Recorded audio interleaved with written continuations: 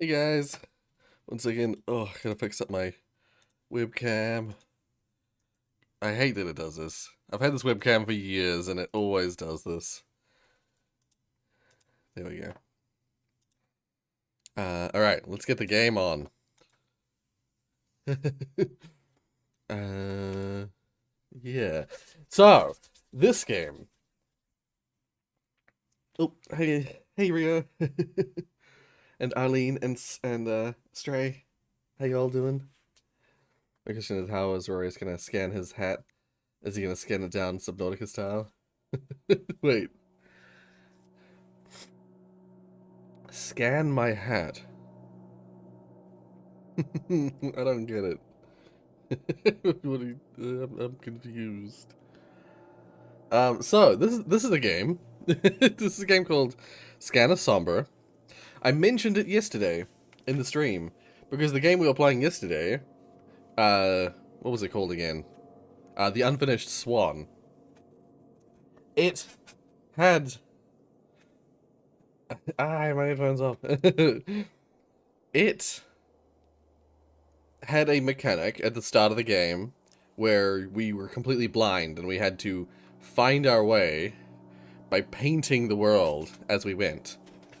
Well, this game, you are in some sort of cave system, and I'll just make sure that all the graphics are good. That'll have to do. This game, you're in some sort of cave system, and it's pitch black. The game. Yes. This isn't the one with the blind guy who has to tap his cane. This is the one where you're in a cave system and the only way you can see is by scanning the space in front of you. All these little dots are all dots of the scan you do with this little scanning device. And let's just say it's a horror game. At least it's a horror experience of sorts.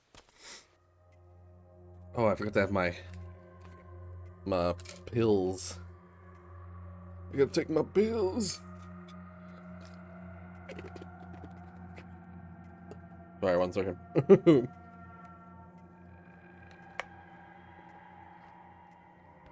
Alright.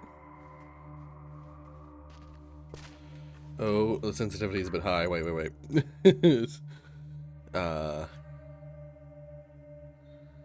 Put it down to like 2. I'm gonna put it, see if it... I'll see if it's the same, if I keep them the same, how that feels. Okay, that's not too bad. We clearly have a wife and family. Wife and 2 kids. And, oh. That's unpleasant. Yeah, we have this, like, what looks like a VR headset. Straight up looks like a VR headset. But I believe this game does have a VR mode, but it wasn't initially made for VR. Yeah, and we have this scanner device, which we can fire little dots out and get a picture of what we're in, like what kind of room we're in. Oh, we can zoom apparently with right click. Yeah, and so all the dots are projections from that position, based on that position, and the color of them are to do with how far away that position is from our current position. So we'll always have red close to us, and then it spans out to blue as it gets into the distance. So yeah, this is the game that I was talking about the other day.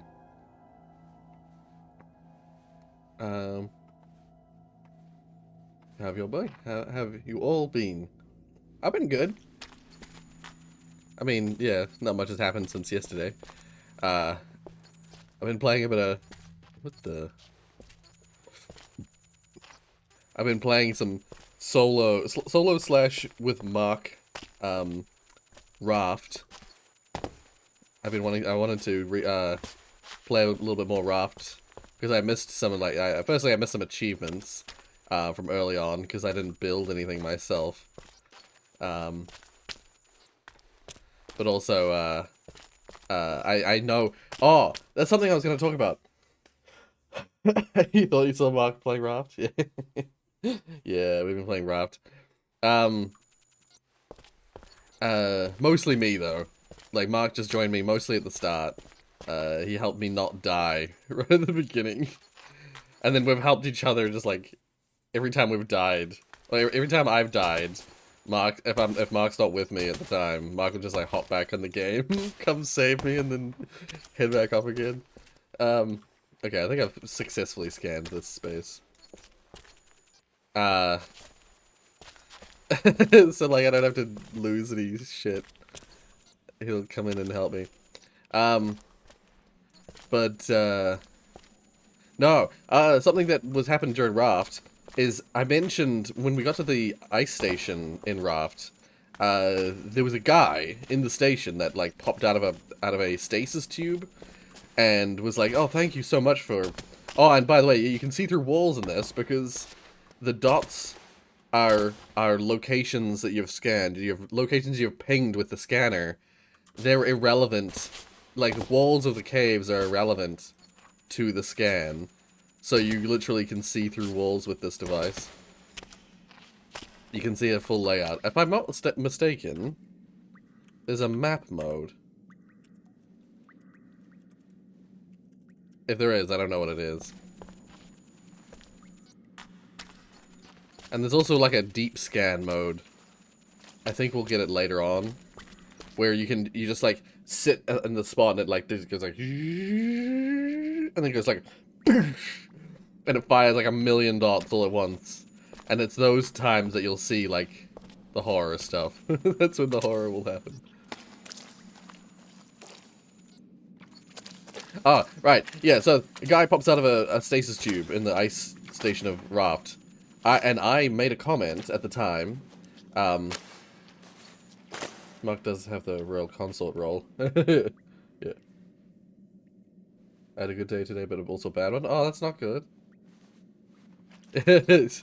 Yeah, yeah. Mark's just my personal guardian angel in Raft. Yeah, but yeah. So Shogo, I think his name is, pops out of a tube in the station, and I was like, "Whoa, NPC!" That's the first NPC we ever saw. And I immediately was like, "Oh, what's the bet?" Because he became an unlockable character, a playable character. I can now play as him from the menu. I figured out why I was a girl, by the way. I figured out that I could have changed my character into the guy at any time. I didn't realize. Yeah,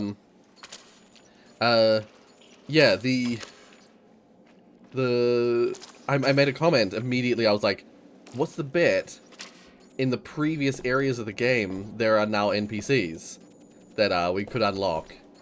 And I think Orangey was like, "Nah, it's only this place because it's like a stasis place, you know, somewhere where someone's been in stasis for years and survived the stuff." No, that's I was right.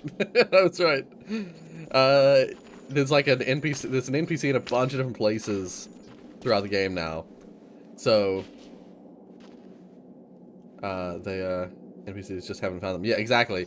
There are now NPCs. There's an NPC at the radio tower, for instance. There's a lady that you can find at the radio tower. The very first like story-related thing. Oh. Nobody's been as deep as this for thousands of years. I have got something in my eye. Ow. I was utterly alone. No call for help would ever reach surface. All I have is this scanner device.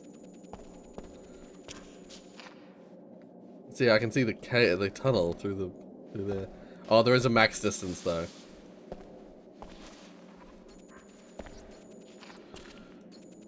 Oh.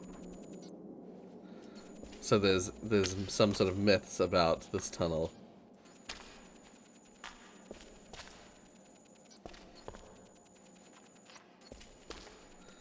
Oh, when is it gonna happen? For a second there, the wind stopped. and the music died down. Oh, no, yeah, there's been no music. It's just all wind.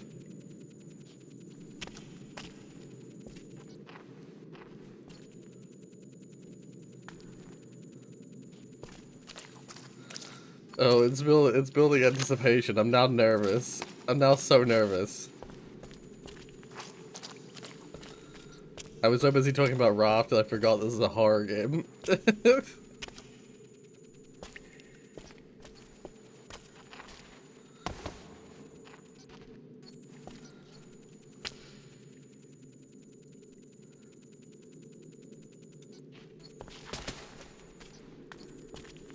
I don't know if you can die in this horror game. I have that funny feeling it's just all spooks and scares and no actual threat, so to speak.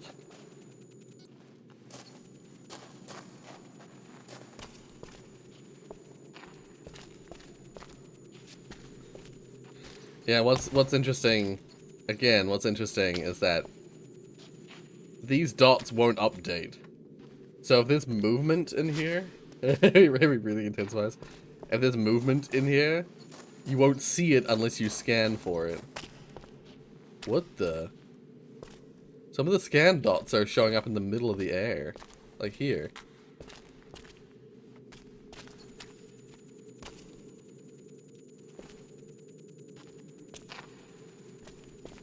See? There's just like dots floating.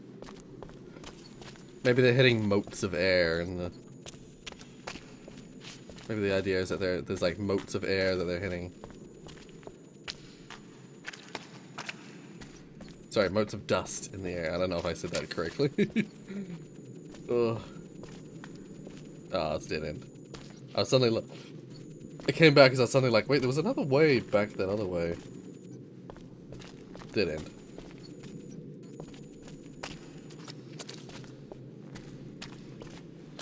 So you can hear that there's all sorts of different textures that I'm walking on.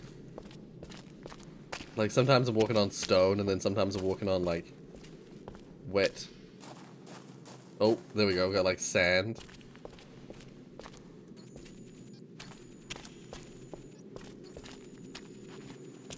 It's weird because I was like, for a second there I was like, it's getting dark. And I was like, wait, no, it's just because I haven't scanned. There is no such thing as dark in this game. So, no such thing as light, I should say, actually. There is such thing as dark. There's no such thing as light in this game. Oh. LSD for poor people? Nah. There's a game called LSD that is that. This game is... It's, how to give yourself frickin' like, anxiety simulator.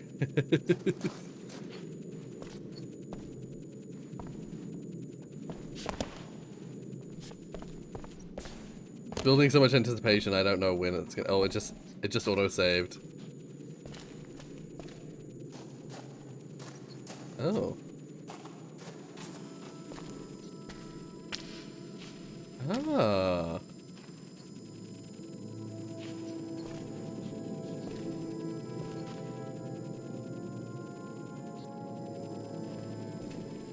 Neat. These things like auto-scan for me.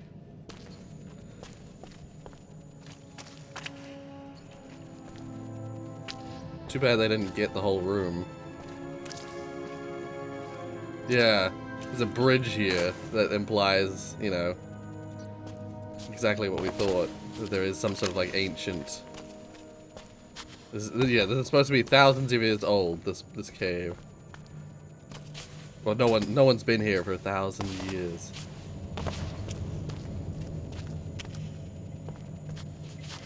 Oop.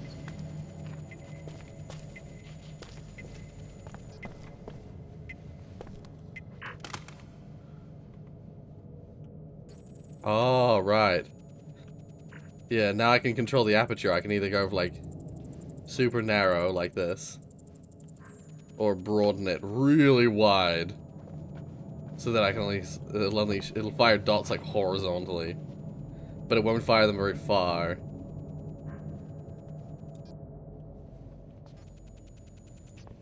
Before I had such powerful geological scanner bin. I'm a sneeze. Oh. And have a drink.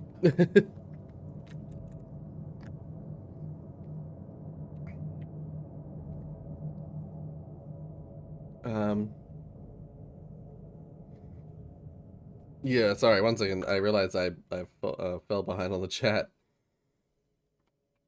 To always let YouTube know you'd like to receive a gift membership. When someone gifts it live or on Premiere, pop-up window can give you the option. Click the join button down below and then... Oh, okay, yes, yeah, yep. Okay. So yes, for anyone wondering, for anyone here who was here yesterday, and was wondering, if you wish to at some point be gifted a membership, I would highly recommend. Maybe I'll do it. Maybe I could do a little short on that. I was gonna say I'd highly recommend you go down below, go down to the description. Oh, hey, Samo. Go down to the description. Click the join button. You don't have to actually join, but click the join button, and then in that join area, there's options. There's like I think there's a little 3 dots option thing, and in there, actually, I'll just see if I can test it myself. 1 second. If I go to a channel, you know what? This guy's actually streaming right now. If I go down here and I click join, the 3 dots at the top. Gift settings. Yeah, there we go. Yeah, that's what it is. Yeah, okay. Yeah, so you click the join button on the channel. You click the 3 dots at the top of the membership tab thingy that pops up. And it has an option gift settings. You click that, and it has a little toggle, allow gifts on this channel. Make sure it's ticked so that it has a little blue bit on it. And that'll guarantee that the next time someone offers a gift, it will give you the option of yeah, receiving that gift.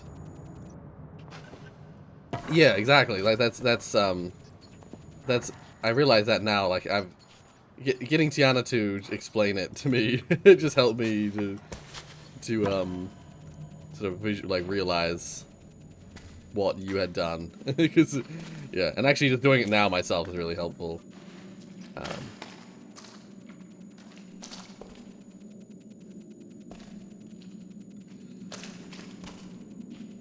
So yeah. So so that's for like Eileen, Simo, Rio. If any of you want to have an opportunity to be gifted a membership, make sure you go down to the join button, click the little 3 dots on the top, gift options, allow gifts.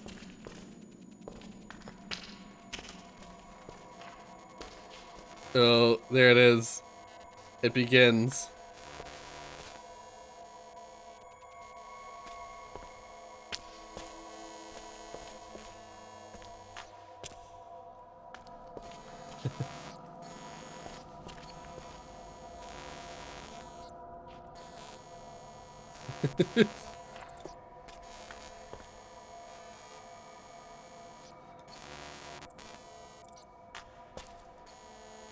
That wasn't very scary. I was getting a little nervous about it, but... It's just a T-posing, dude. This guy apparently follows us through the cave. Oh, there it is! He's rotated! I know. This is me playing on Hop Off, yeah.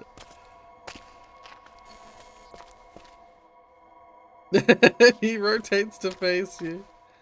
And the dots update for some reason. They're not supposed to update.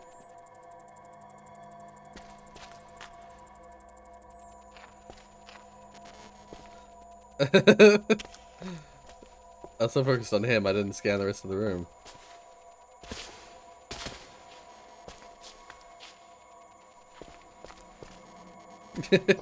Shit. And actually, he has a few hovering dots as well. That's really upsetting. That's really deeply upsetting. At least he's not moving. Oh, I slid. But yeah, apparently now we're gonna be chased through the cave by the, well, we're gonna be stalked through the cave by him. Oh my god, he still faces me even when I'm in this, like, upper part. He's still facing me. Yeah.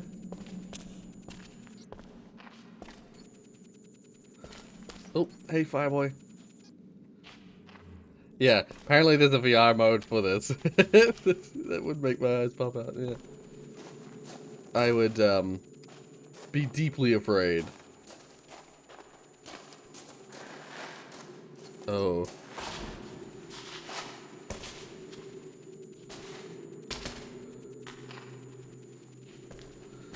I'm realizing I'm not seeing everything. There's a bunch of cave system I could have gone that I didn't go. Oh.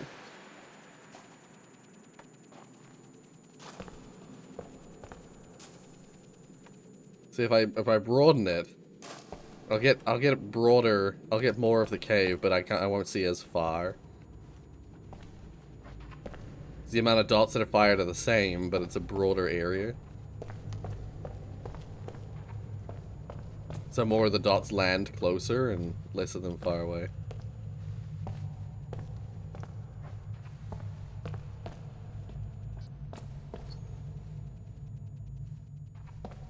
Oh god. I now feel like I need the wide one though.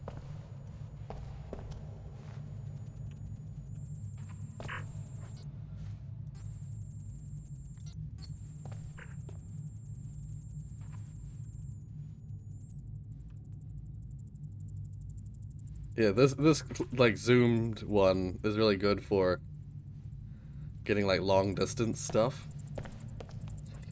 It's really interesting. It's like I'm painting. It is like I'm painting the space.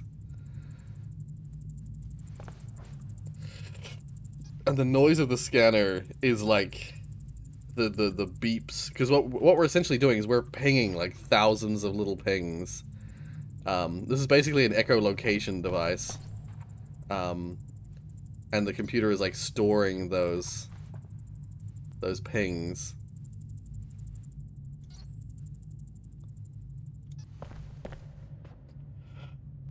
Oh, hey digits. No, that is weird. Is that some people we haven't... Wait, what? I'm confused. I don't know what that man is supposed to be. Whether he's supposed to be some sort of ancient civilization dude, or if he's like a ghost.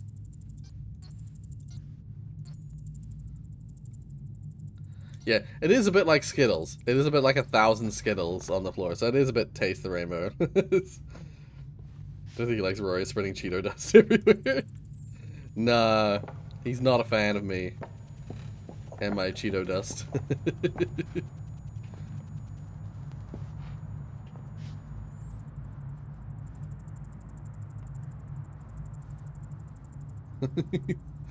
Thing is, the only reason I can see what I'm seeing is because I have the headset on. Like, the dude, whoever it is, the dude who's like now gonna be stalking me, he wouldn't be able to actually see this, what I'm seeing. I have like a special headset on that allows me to see these dots, these pings. It's a really interesting technology, and it would be it'd be really amazing to make an augmented reality device that works like this for cave explorers and the like. It'd be great for just scanning a 3D space. Send out thousands of pings. and then like plot it into like a 3D. Oh god, I wouldn't do that. I wouldn't do that on ancient bridges. Just like casually drop down.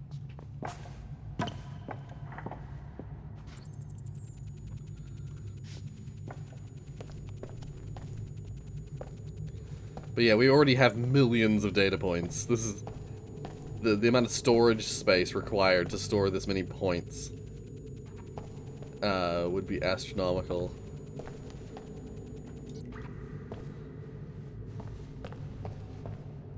Actually, it probably wouldn't be too bad. I mean, the game handles it. So, yeah, in real life, you'd probably be able to handle it.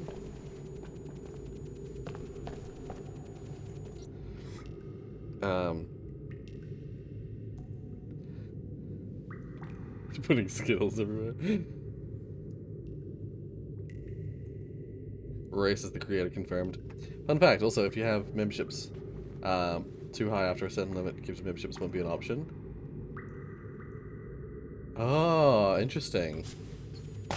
Yeah, that's the thing is that in my I bet, as Tiana, as you've been sort of researching, I bet along those same lines of like you need to have a small membership in order for memberships to be allowed. If you only have like expensive ones. Oh. See, we're under. Oh, interesting.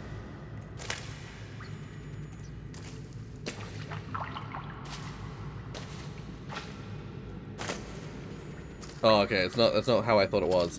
I was gonna say, what would be interesting with this device is that likely it probably wouldn't detect water, or it would detect it very poorly. It'd have very poor.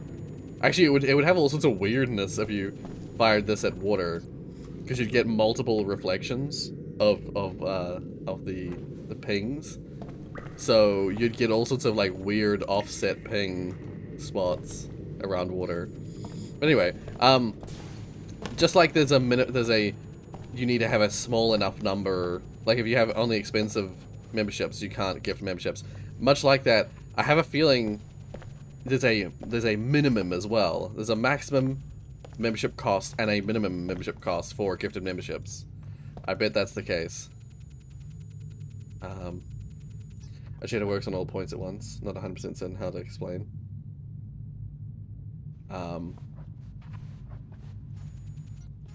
Yeah.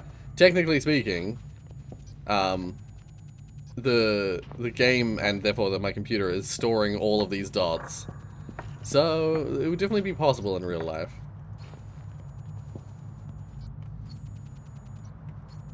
Yeah, I wonder how much. I do often like wonder. Like I wonder with these kind of things, like how much data would be required to store all these dots, and when does it become ridiculous? Like, and like firstly, how are they storing the dots? Is it just like XYZ, 3 numbers? And of those 3 numbers, how big are those numbers? I think in real life it would be a little bit harder because the numbers aren't just from like a 000 point. I mean, I guess you could, in real life, I suppose you could put a point as like the 000 point and sync it, and then every point you scan after that is based around that 000 point.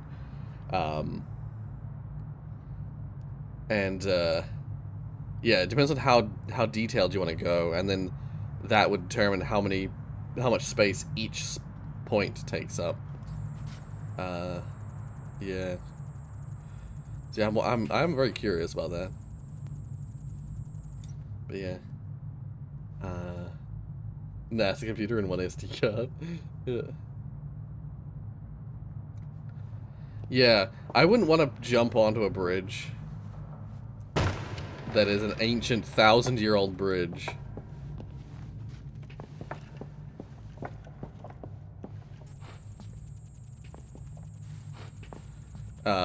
Just like casually drop down on it. No way.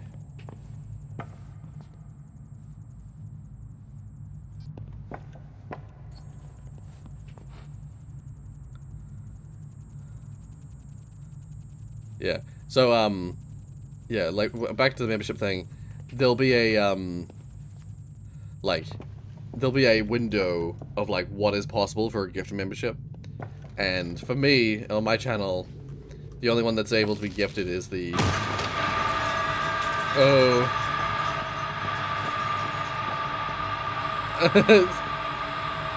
It's back. Ah! I was so distracted. I was so distracted, I didn't realize what I was stepping. Well, oh, is Stray heading off? Oh, see ya, Stray. Because I was in the middle of a scrap mechanic video. Oh. Oh, okay, yeah, fair enough. Oh. Well, that was rude. That was very rude.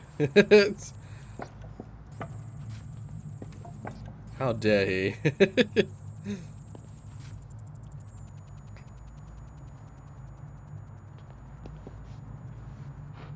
Just gonna rescan, get some more data points.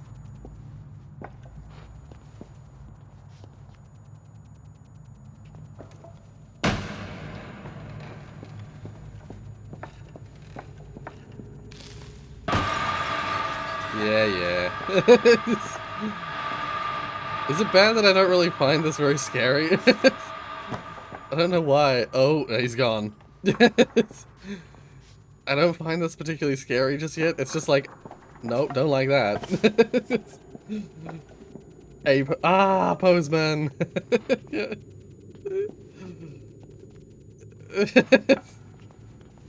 T-posing blue guy jump scare. Yeah. I think something to do with him T-posing makes it funny to me.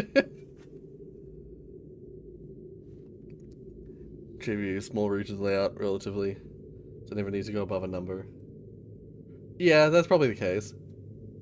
Shit, it's fixed everything, don't worry. Okay, yeah.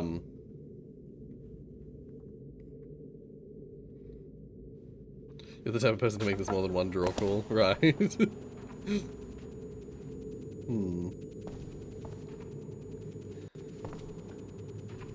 Yeah. See, once again, I still, to this day, I still don't really, I don't really fully appreciate or fully understand. I don't know how to program shaders properly. I only know how to use the, like, if the system has, like, a node system, I can use that. They never did iron out all the glitches. Oh. Oh, so the character thinks it's a glitch. I mean, it would make sense. Sometimes you'd see sensor echoes from days earlier. Calibrations turn to ghosts.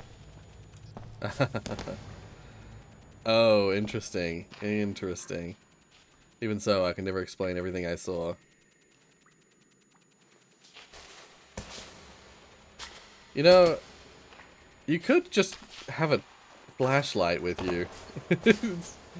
You know, you can scan using this to get a good scan of the cave. But you could also just use a flashlight.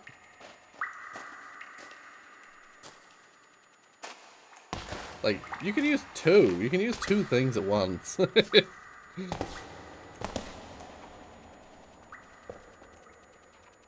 Maybe there's some concern of damage caused by light exposure.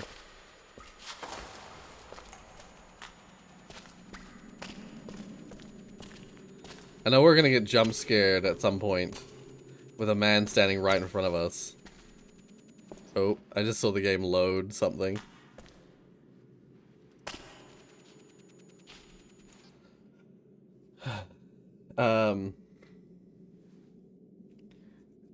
Yeah, I don't mind this game particularly.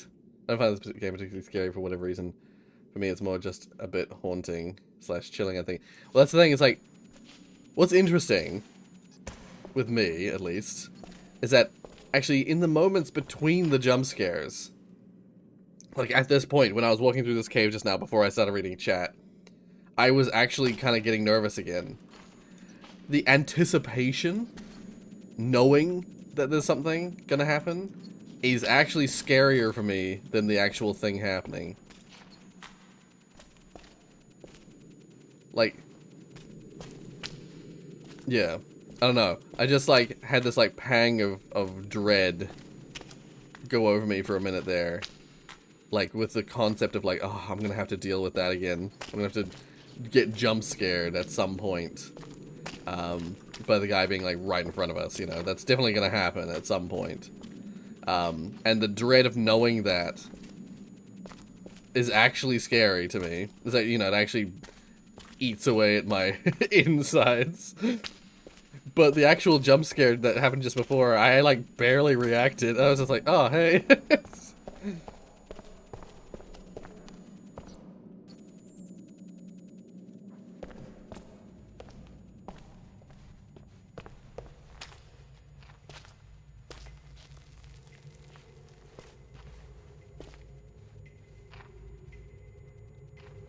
I could have sworn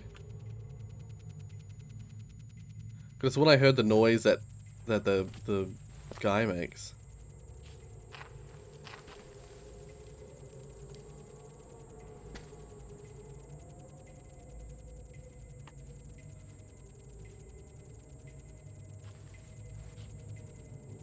Let's paint the edge of this real strong.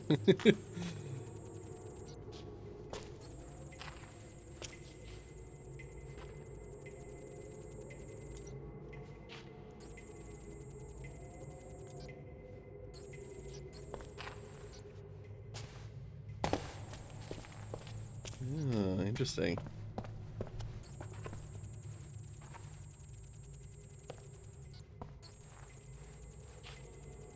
There's a cave back there.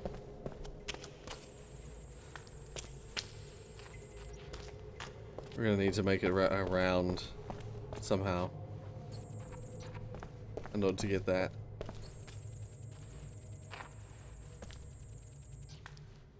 Anyway, earlier I got stupid terrified when the power went out in my peaceful detective game. Right, yeah. That's the thing, is it's like certain games or certain oh, maybe we walk along the edge there. Oh, yeah. Scary. Oh, sometimes those red dots look like eyes. That freaks me out. Oh, I knocked something off.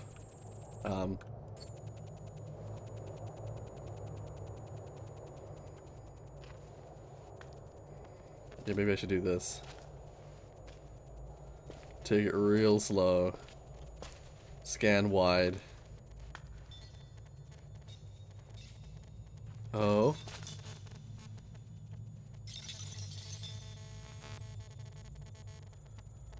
What was that?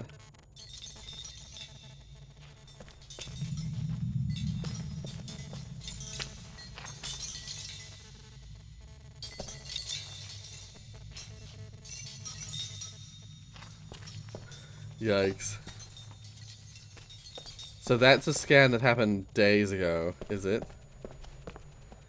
Did someone die? Was someone here before me? Because the fact that there are like packs and there are scanner devices in here before, you know, there are scanner devices that I've activated. You know, those scanner devices I came to in that big room with all the bridges. That would imply that someone had been there before me and set those up, you know. So despite the fact that maybe the narrator is untrustworthy, the narrator, us, said that no one had been in here for 1,000 years. That might not be true.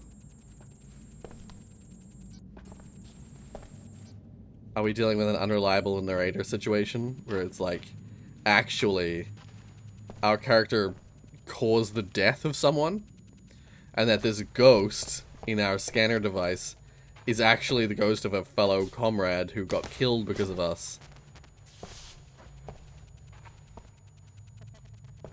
Am I hearing this? The falling scan again? Is that what that noise is?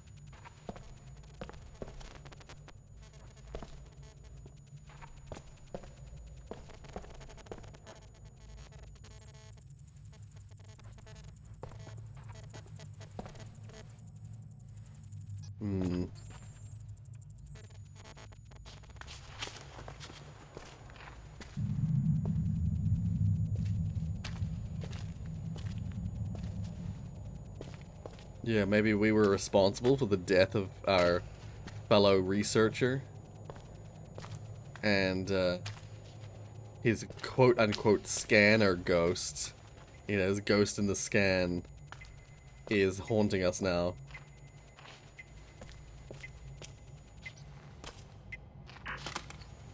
Yeah, here it is. Burst scan. This is the scan that I was talking about. I knew that we got this. This is how you get the real horror stuff happening. Oh. Oh, I see. The burst only works every now and then. I see that. Wait. If I go back...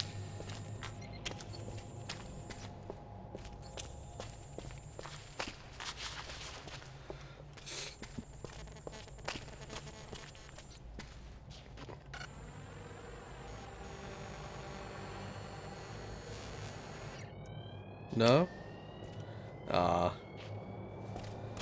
I was really expecting it to do something special if I went back and used it there.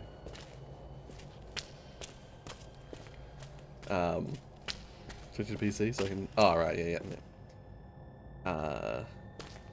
Okay, where was I?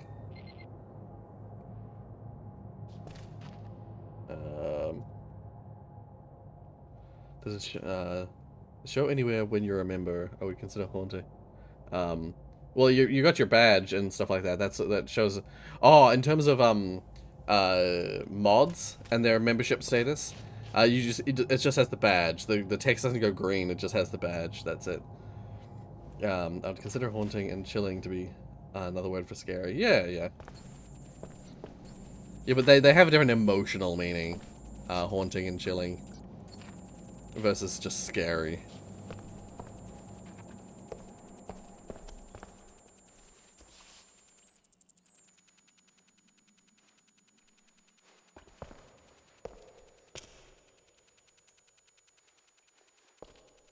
Uh-oh. You know what?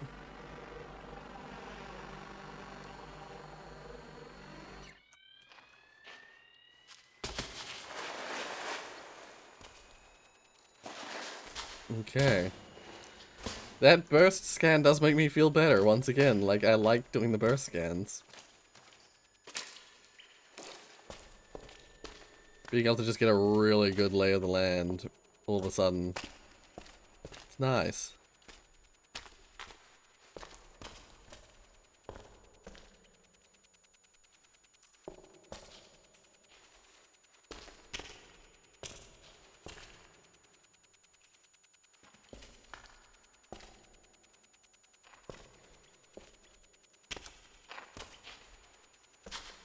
God, the remnants of the previous areas. Now that I have the burst scan and I have those really strong scans from earlier, it's making it confusing. Making it harder for me to understand my current area that I'm in.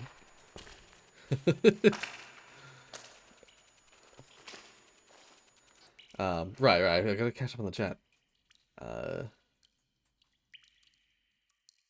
Some poses that aren't ART shape might help. Yes.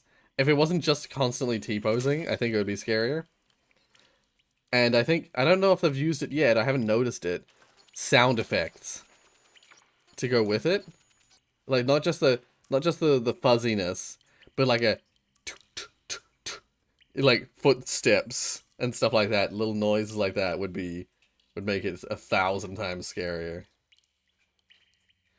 Yes, I also thought that, Zach, as well. The first pose I was imagining was one where he reaches out to the player. It basically is a sonar system. Like, I'm pretty sure that's the idea, is that noise you hear when I'm scanning, that little zzzz, that's the device sending and receiving pings at a rapid rate.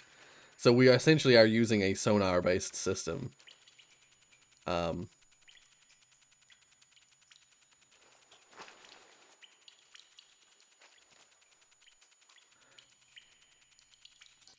I don't want to slide down there.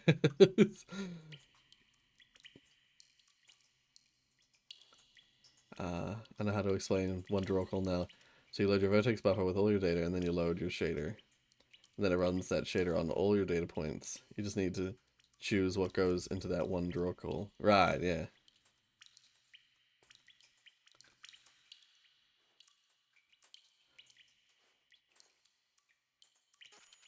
Right.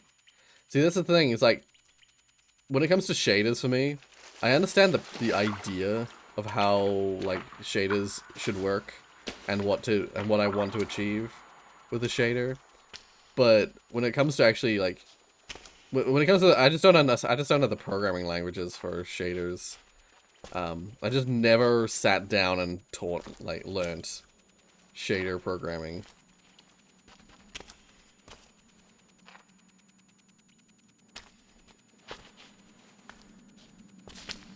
I'm sure if I just, like, dedicated some time, like a decent amount of time.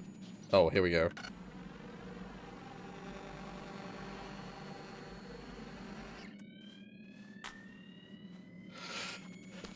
I'm sure if I just dedicated a good amount of time to just, like, learning it, I'd actually learn it. But it's a bit like 3D modeling for me. It's like I've done little experiments and stuff with it, but I've never really. Well, I've done more experiments with 3D modeling, but I've never, like, fully learnt. I wouldn't call myself a 3D modeler because my skills at it are still very basic.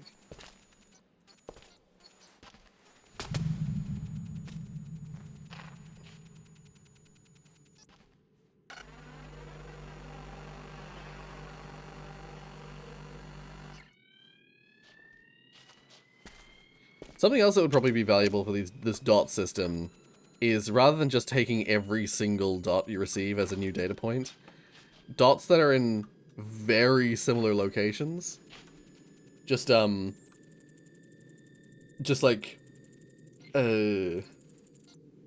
take their, like, if they're, like, right next to each other, within a certain, like, range, just take their 2 points and, like, merge them together into one point.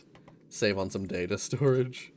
So I'm sure with a device like this, you'd get, like, a ton of dots that are in very similar positions.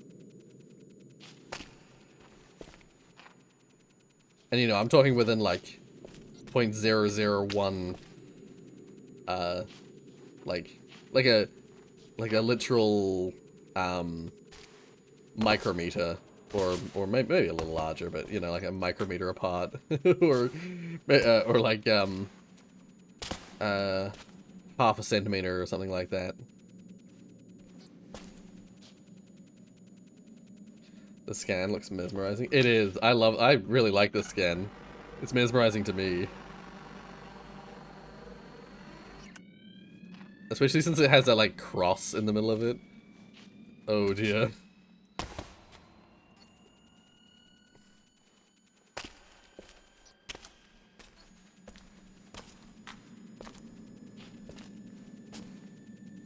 Oh.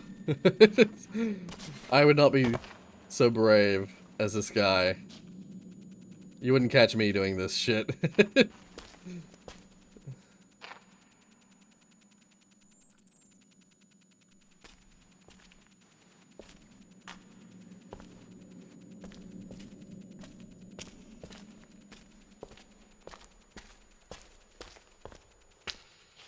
Every time the game hitches, I get nervous.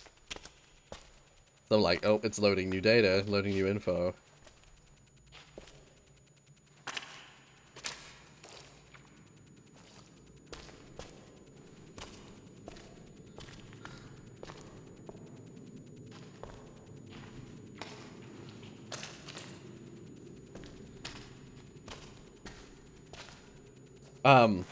In terms of, I think I saw someone before saying, oh crap, where was it? So the dots shader probably only sends the position data, and then computes the distance and colors the points based on that. Hmm. Yeah. It's entirely, the color of it is entirely determined via distance from the player. So Yeah, like there's a for each dot there's a position that it is, and then there's a relative position that is applied to it every frame of the player. And the color is determined by that.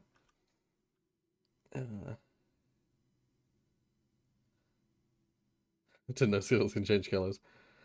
Yes, so you'd like to try and make a device like this, although I don't think sound pinging is this precise.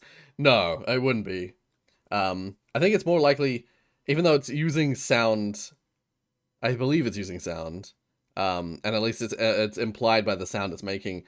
It would probably actually be light reflections that it would be using. So it'd be firing little tiny lasers and using the light reflections. Because that's how that you can achieve things like um well you can achieve things like those like distance finders by doing stuff like that. I have to be honest, if they are underground creatures, if there are underground creatures, they'd be blind, so sound would be the worst form of detection if you're worried about living things. Yes, very true. Light would make more sense. Yeah. I was gonna say what the hell was it? There's something I was gonna say about making this. Shit, what was it? Ah, I remember. Oh well. There was some anecdote I was gonna add to do with making it, but it's all good. Oh, I knew it. I was like, I think it looks like a path up there. It is.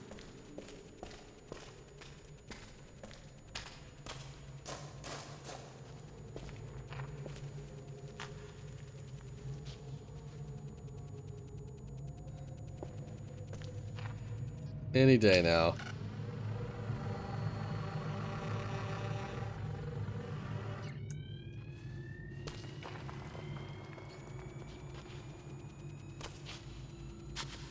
Any day now we're gonna get the next jump scare.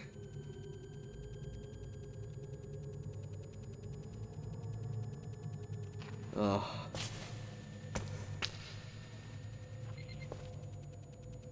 Oh, the BST is back.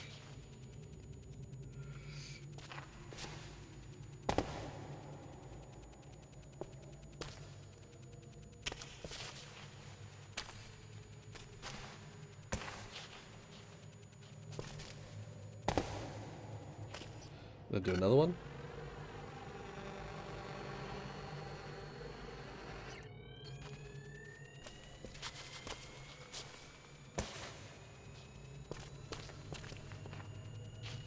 Yeah, there's definitely some sort of like huge archway.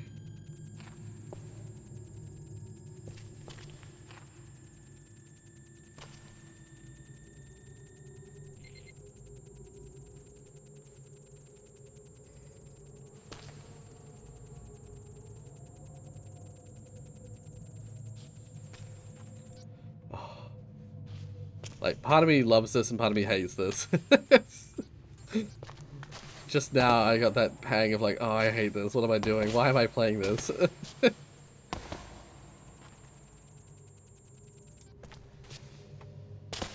It's really cool. From a technological standpoint, super cool. But like, from just like a emotional standpoint, I hate it. Well, actually, I suddenly thought about it. This is essentially this system, except if you use a camera instead of like a ping system. This system is essentially how photogrammetry works. But you need a specific point. You can't be moving around like this, unless you unless you designed the system to work like that.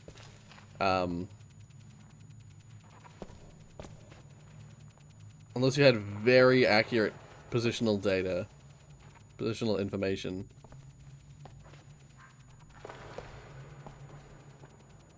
It must have been over 1,000 years old.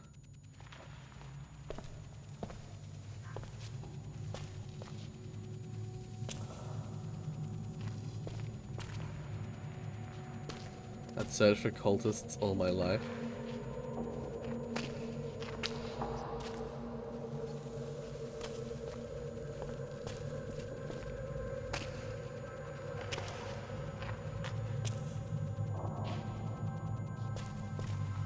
by the way, for those interested, this game is made in Unity.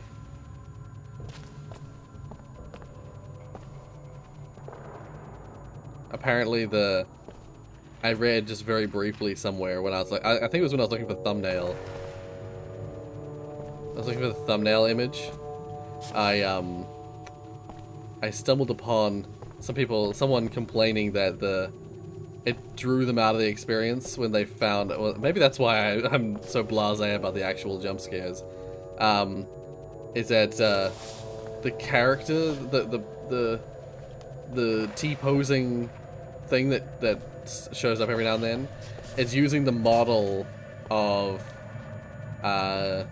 like there's this like tutorial, this old tutorial for Unity that has like this like regular dude, like 3D model of a regular dude, and apparently they just use that model for this T-posing statue, whatever it's supposed to be, and that apparently drew them out of the experience because they were like, oh, it's just that fucking model. Yeah. So yeah, fun fact. You love-hate this game then? Yeah. Again, from a technological standpoint, I think it's really neat. I love the concept. But actually playing it, I'm like, I hate this. Oh. Actually, once again, I should do this.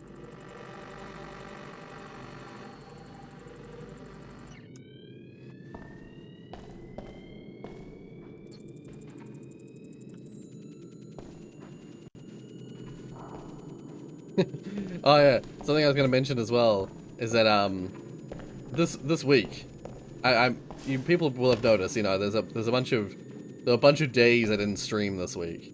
That was not intentional. I didn't mean for that to happen. Unfortunately, things came up that I just had to do other than stream, and so I had this whole like planned out week of streams, and almost nothing I planned worked out in the long run. I had to completely change my schedule like multiple times, and something last night I was like, okay, what am I gonna play today? What am I gonna stream today? Scanner Sombre was one of the earliest ones. I was like, oh, I could do that because I talked about it in the stream earlier. It'd be a good crossover, you know.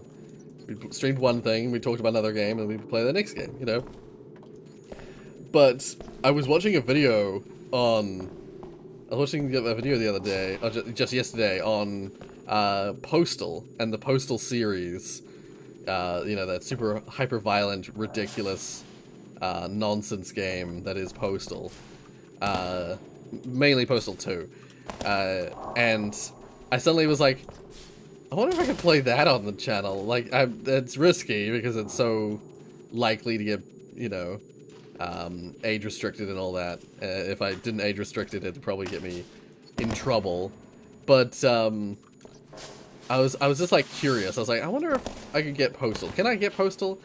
And I looked it up, and wouldn't you know it, I had totally forgotten Postal 2 is banned in New Zealand. So, yeah, no. Can't do that. It's actually illegal. If you're caught with a cop, I mean, I don't know if they'd do anything about it, but supposedly, if you're caught with a copy of Postal 2 in New Zealand, I could be fined $1,400.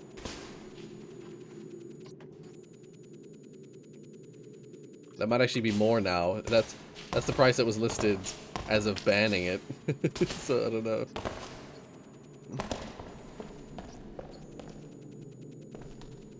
I can't buy it from any online store. It's a video game now. Yeah, yeah. It's just like it's so yeah, it's like Manhunt. You know, Manhunt is another game that's banned here in New Zealand. If you own a copy of Manhunt in New Zealand, you can be fined. Okay, wait. I don't know.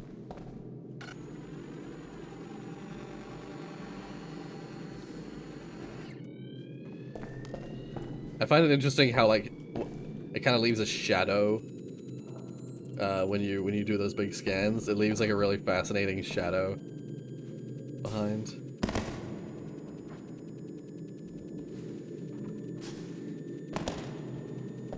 Oh, okay. Yeah, let's just say they're both morally bankrupt and, like, considered disgusting games by a lot of people, cultures, whatever. Manhunt and Postal are games that those, the people who say that video games cause violence, those are games that, like, are ammunition for those people. Because they've been blamed for video game violence for years and years and years. Doesn't face the most of ire of the public with rammed up violence and drug and terrorist references. However, it was proven that the game could be finished without killing anyone. Smart move, run. Yes, that's exactly. It was like, I was like, that was my plan. I was like, I wonder if it could be funny if I streamed Postal 2, but I played a pacifist run, so I didn't kill anyone, because that would be like that would fly in the face of the idea that because I'd found out, I heard from this video that I was watching that it is possible to do that. So I was suddenly like, oh, that'd be an interesting stream. Play Postal 2. It's really offensive, but I don't kill anyone. I do it completely pacifist. I just thought it could be an interesting stream idea, but I can't do it. It's illegal in my country. Oh.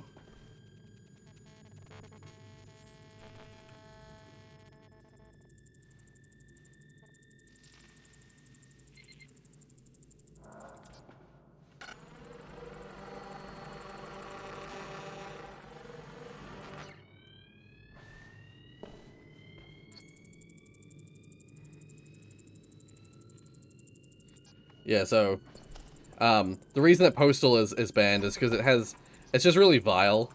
So, it's like a moral thing. Firstly, it's super gory, you know, you can like, I mean, it's an old game though, so the gore isn't even that bad. Oh, I thought that was someone else. I didn't realize it was me. Ugh. It's like, it's got like Half-Life 1 levels of violence, where it's like except that you can dismember people, you can like blow people's heads off and stuff like that. It's no more violent than like the Half-Life 1 or Grand Theft Auto. But you can do stuff like there's a piss button, you can piss on people. You can, like, flip people off and stuff like that, and there's just lots of offensive and non-PC... This was where they performed the sacrifices. Lots of non-PC stuff in the game. Yeah, so it's like considered morally bankrupt and therefore banned in New Zealand. But the thing is that game, I honestly think nowadays, if that game came out, I think if that game came out in New Zealand now, like came out now, while it would still be like hyper criticized for its nature. I honestly think that the censor boards probably wouldn't ban it, because it's supposed to be a mockery. The whole game is supposed to be a mockery of that idea that's like things like video games cause violence. Oh. We've got a reverse situation here, where we've got a silhouette we can't scan.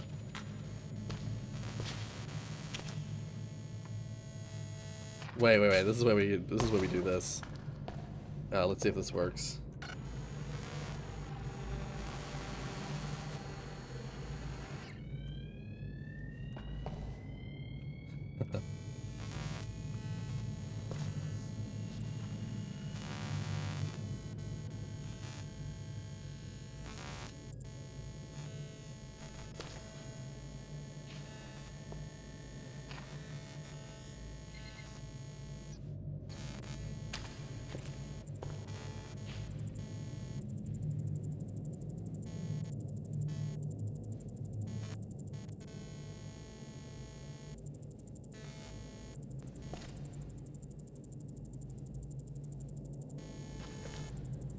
Oh.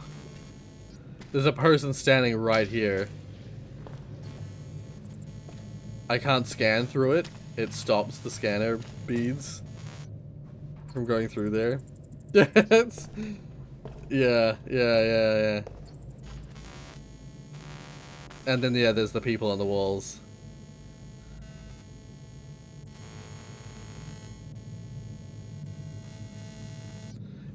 You would see a person if I was like, wait, if I go...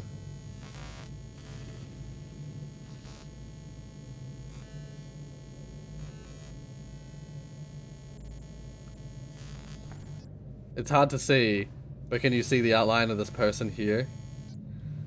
I had to project him. Oh, there's people up above as well. I didn't notice that.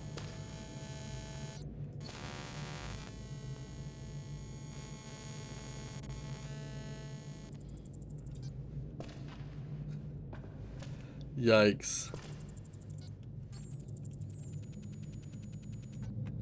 Yeah, it's hard to tell, but there's a person standing right here. And there's another one standing right here as well. You can only see the shadows in the very distance. And they're standing over the corpse of someone. Oh, there's another person standing right here as well. Oh, another one there. Yep, there's that one there. Standing right there.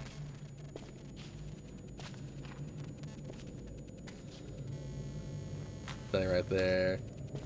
Yikes. But they're not there, because I can walk through them. But the like scanner is picking them up.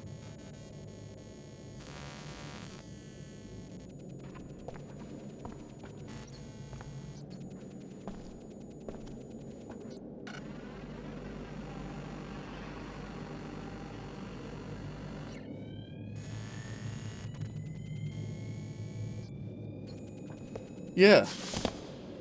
Unpleasant. I hate this. I hate this. Why am I playing this? See, I mean, the Unfinished Swan had that scary bit where there was the spiders. But, like, nothing like this.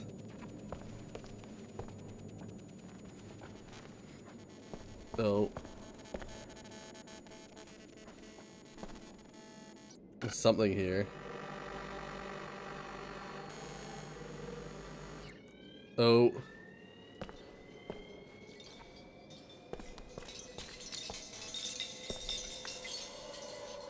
Oh.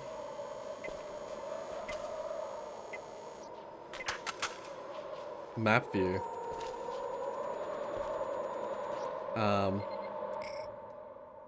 Here we go. Cultist Monastery.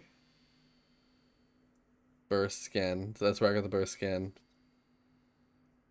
So yeah, the fact that you can get this says that every single point that we've scanned throughout the whole game is stored somewhere.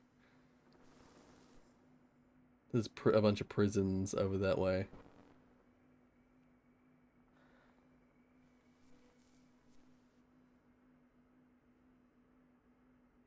Yeah.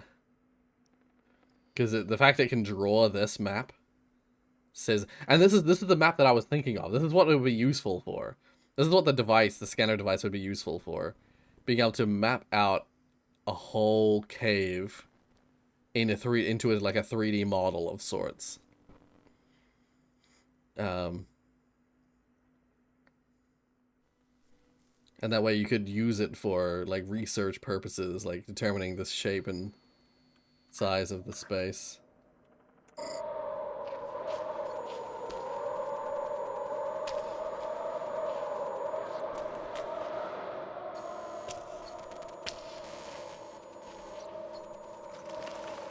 Before I get thrown off the edge.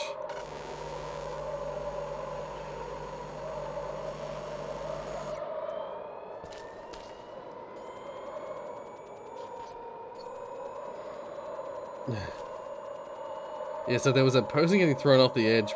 We saw a person falling before. And actually, I think it was if I go back to the map, the burst scan was, yeah, that area that we were seeing the falling dude. is right below where we are now.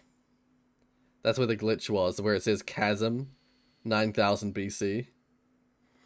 That's where we saw the falling dude, which was like directly below here. So yeah. So that wasn't our buddy. That was definitely someone who was around during the cultist era. Or I mean, it could still be our buddy. We don't know what's actually happened.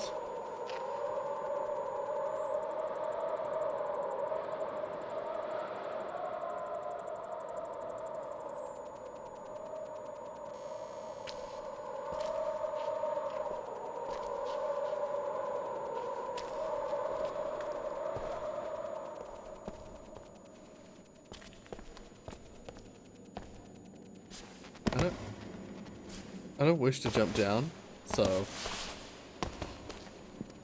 let's go up here.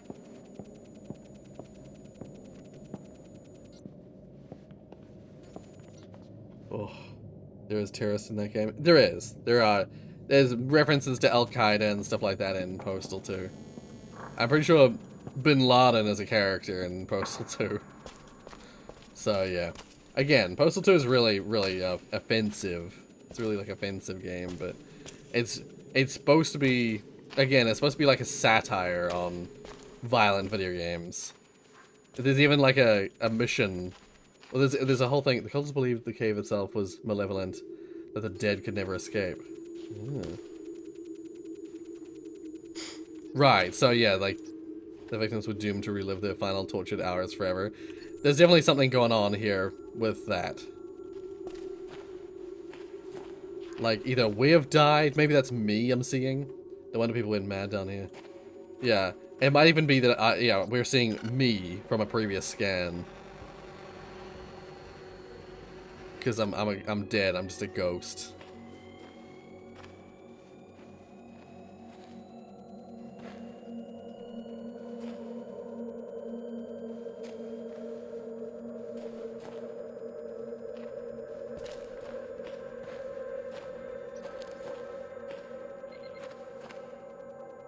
Oh, that noise of the burst returning often scares me.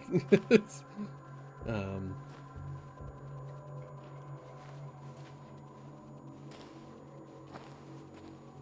Yeah, I get the impression, by the way, that those ones that where it's like the shadow of a person, I think the implication is that it's a ghost. It's not. I'm not able to get a signal from it, so it's not a statue, but it is not allowing the reflection to come back. So there's something impeding my scanner, but it is not physical.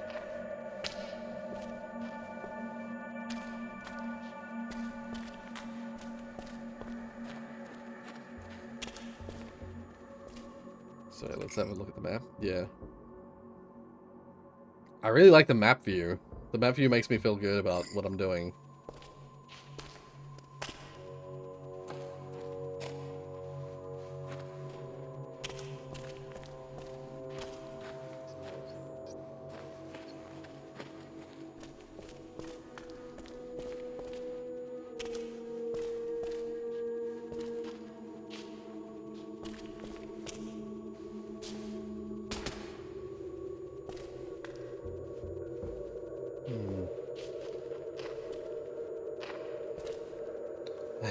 There's even a game where you can kung fu fight Osama bin Laden.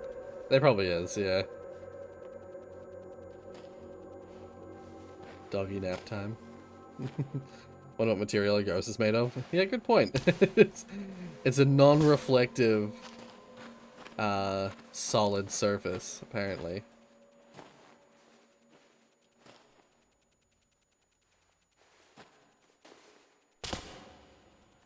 Yeah, whether this uses light or sound, whatever that happens to be, the ghost is a damper of that. Whatever the ghosts are made of, they're a damper to that.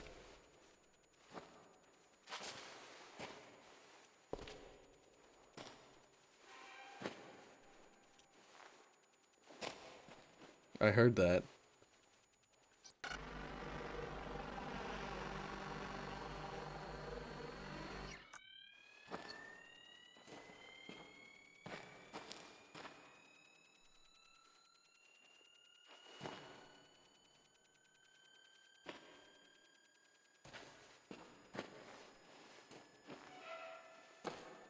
I don't like that. I hate that, in fact.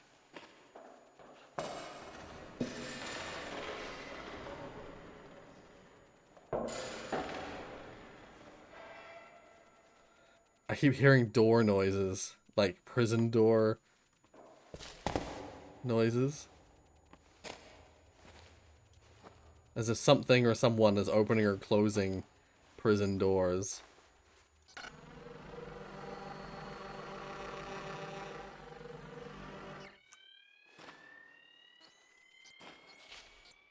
Oh, it could be a... Yeah. A shell with a vacuum in it. Yeah. But if it's light-based pinging, then it's a little bit more complicated.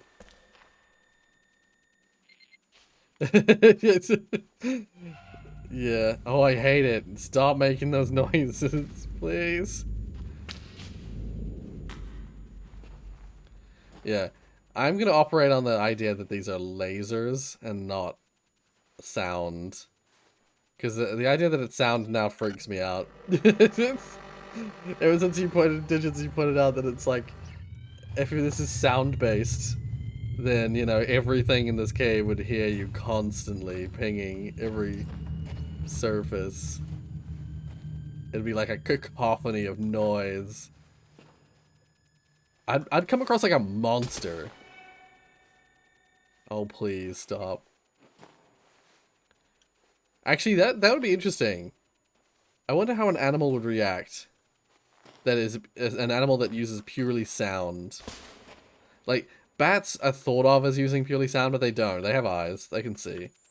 It's just in dark locations when they struggle to see. You know, they use echolocation more so for hunting and for an assistance to their eyes. But if there was an animal that uses entirely sound to, I mean, even like bats or animals like that use a lot of sound. I wonder what a system like this, pinging sounds, like thousands of times, or you know, hundreds of times a second. I wonder what this would come across. I wonder what they would do to the sound of this. In my mind, this would be like a fucking terrifying monster, and they would flee.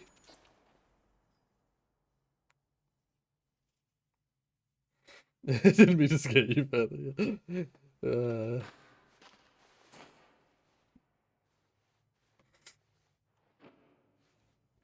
Right, true. In my mind, because like this would sound like nothing they'd ever come across before. So in my mind, this, like, a lot of animals would probably react to this with a flight response. Because it is something making so much noise all at once. Even though it's like quiet, even though it's not super loud, it's just like, it'd be like a fog for like for an animal that uses echolocation. It would be like a fog of noise. That would completely cloud their ability to see, because they wouldn't be able to hear their own, like, sounds properly because of all the noise. That's in my head, that's like how I'm imagining it.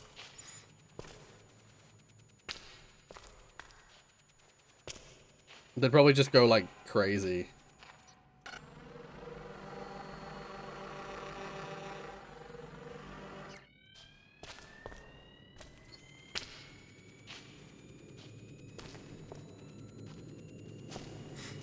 I think most will run. If there's a strong predator, they will probably attack. Yeah, you're probably right. If it's a strong, if it's an enemy, sorry, enemy. It's an animal that is, you know, like, not particularly, doesn't really have many predators, for instance. It would probably just, like, run at it, swinging. Run to the noise and attack.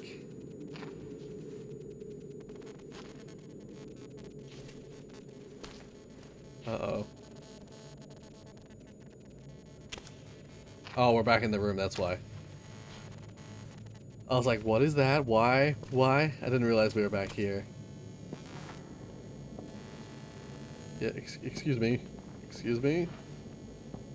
Don't mind me. Coming through. Pardon me. Pardon, pardon. Oh, I'm so sorry.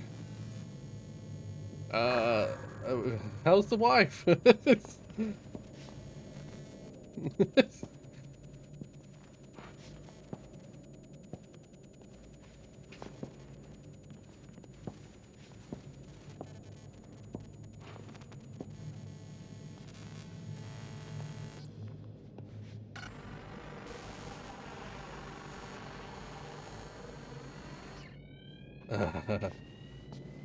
New shadows from a new perspective.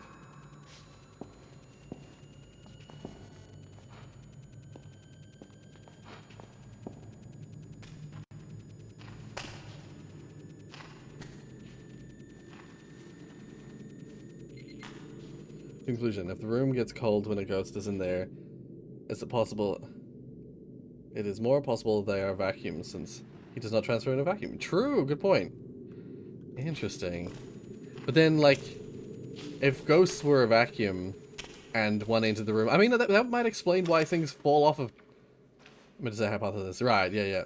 I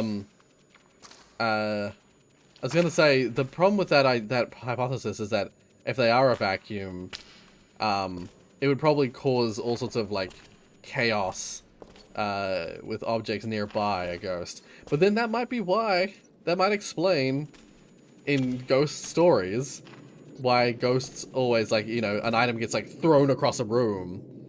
It might be because a ghost is touching it and suddenly the vacuum, the, like, lack of, the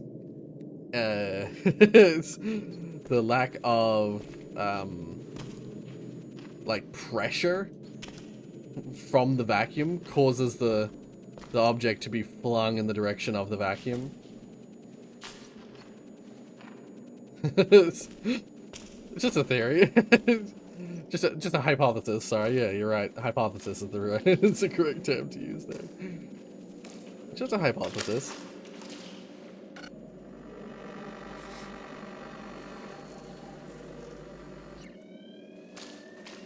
Huh.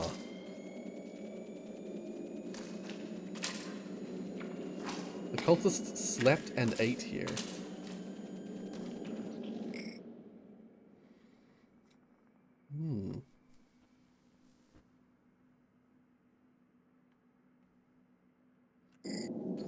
We're getting close to what seems to be like the monks who came after. They spent their time in silent prayer to an unanswering god.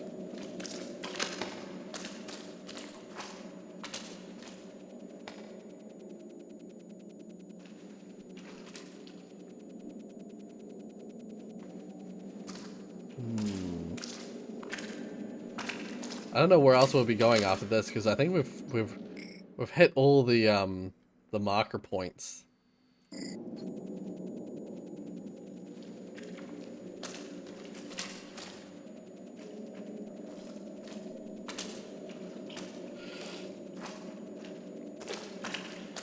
Chest. Open sesame.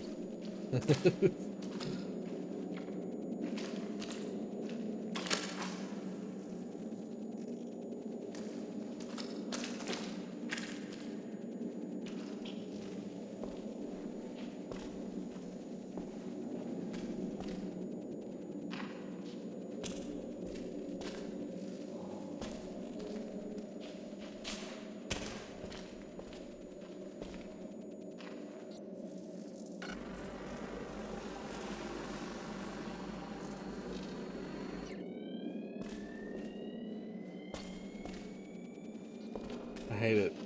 It's,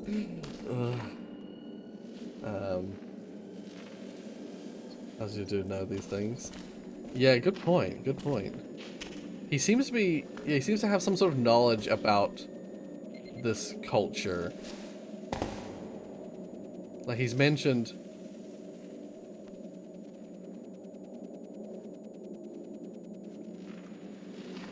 He's mentioned like little tidbits of information that I wasn't expecting him to know.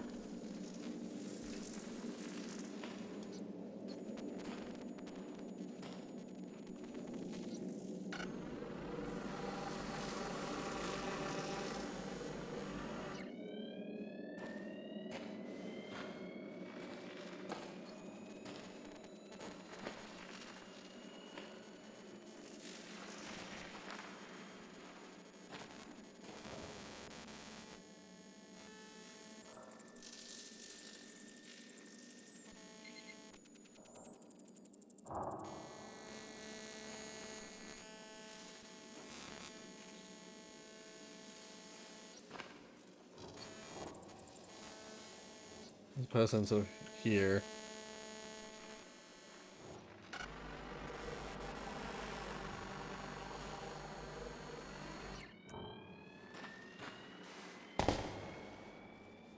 Are my lines, like, my scans aren't going normally anymore.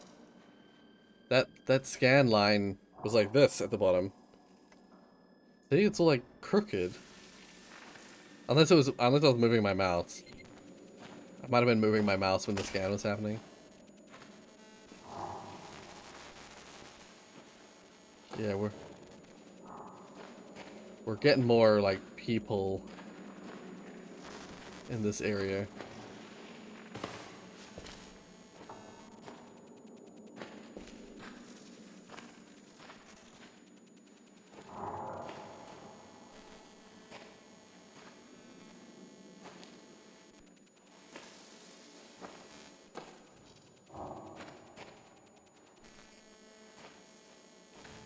So yeah, definitely people around that table.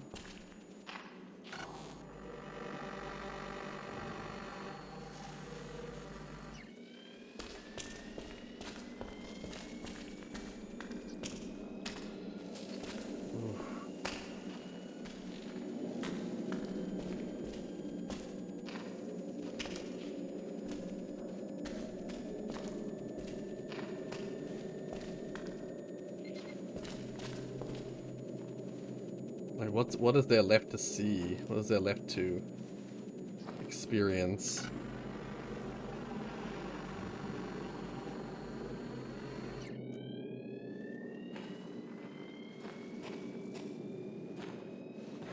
I'm really noticing the curves. There used to be really straight lines whenever I would scan like that. Something's going on with the device.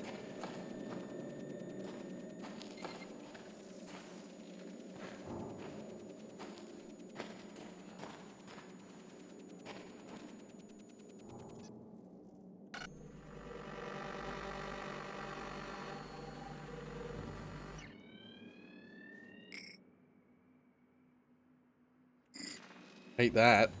I don't know if anyone else could hear that. But there was like thump thump thump thump thump thump thump thump thump thump thump thump. There was like almost heartbeats.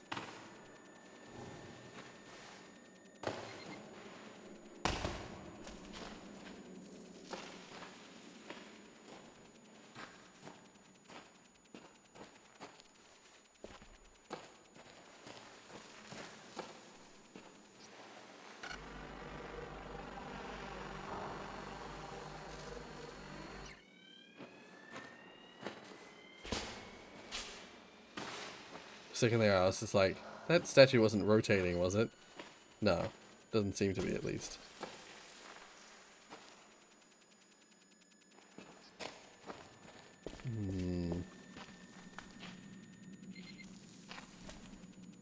Yeah, I will say that we were talking about the guy. How does he know what he knows? He was mentioning before something about how he's been chasing cultists his whole life. But like why and what for? For what reason?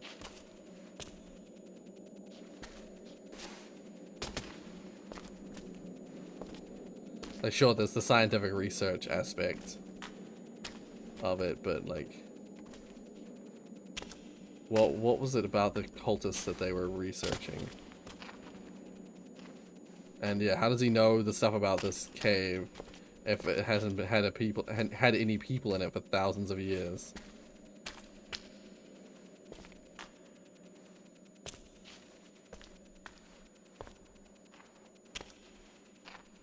Maybe they're just going off myths.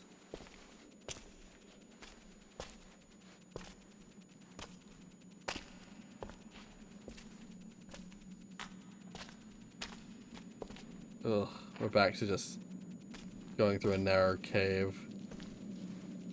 Oh, it auto saved.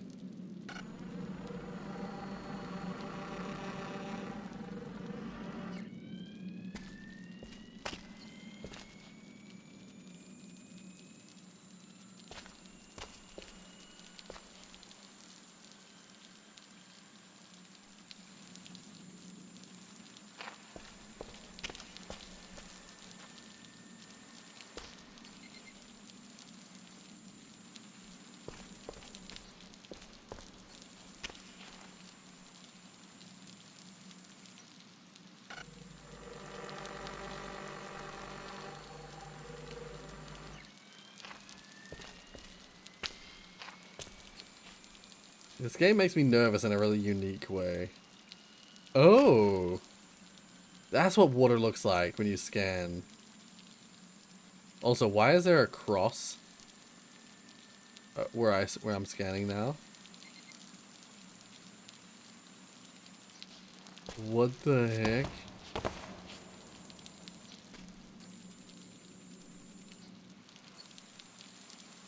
Something's going on. Something weird's going on with my scanner.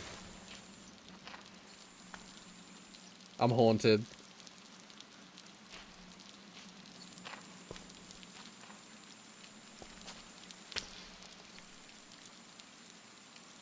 But yeah, the water, something to do with the pings in the water.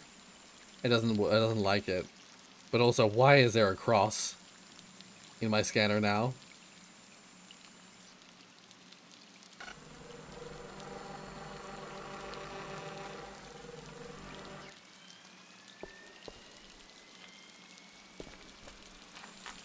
I feel like I've seen promotional images.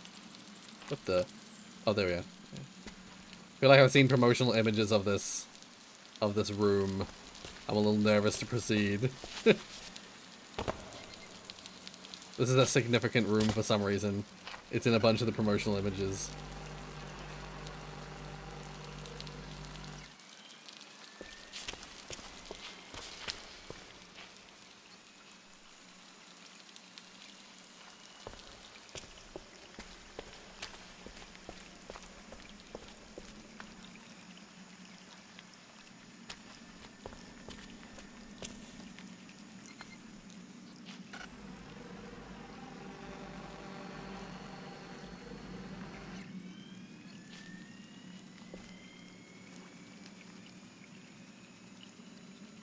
Yeah, I don't know why there's a cross in my scan.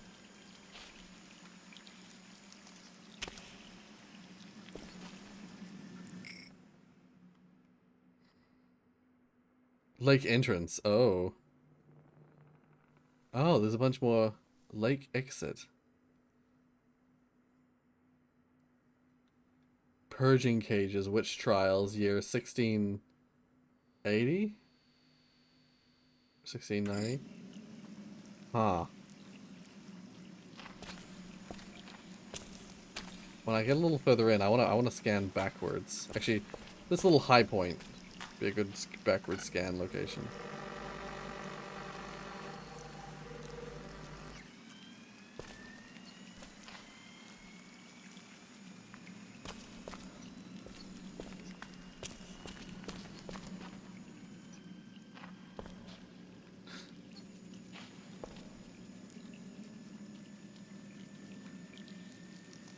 Yeah, see the pings in the water, it like they move and then fade away as if like they're unreliable pings because of their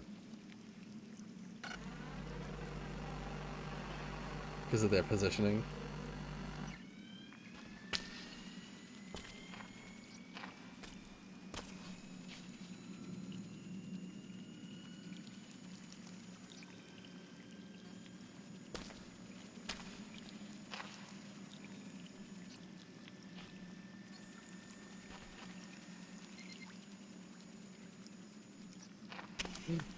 Oh dear. I'm getting that nervous feeling again.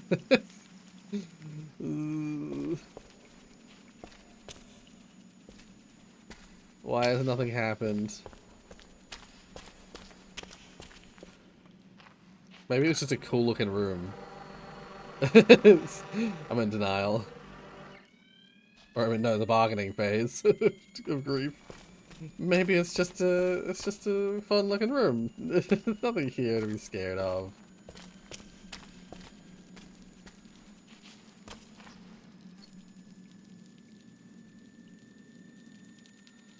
Some of the rock formation's super strange to me, so I feel the need to scan. Try and get more information from it. No, it's just really vertical slices of rock. Super strange. I don't know how well... right, I wonder if I can tell there is motion. Well, I imagine something that's moving when you're scanning it, what you'll get is you'll get a like blur of dots. So like, for instance, it would look like there's an object. If you like scanned a moving object, like let's say a person's walking, you'll get like a wall of dots, like that sort of are interspersed from the reflections of the person, but like at each position, you'll get a 4D represent, well like a, sorry, you'll get a 3D representation of a 4D object, essentially. Because the object is moving through time, so you're seeing its 3D object position in all of its 4D positions throughout the time that you're scanning it, you know?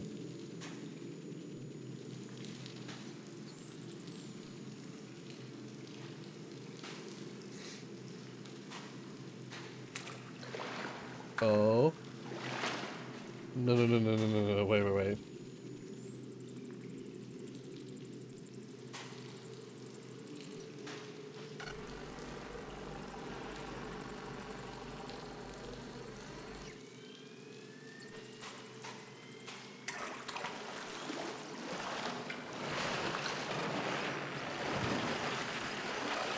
Oh. I can't use the scanner while I'm in here. Oh, he's right there, isn't he?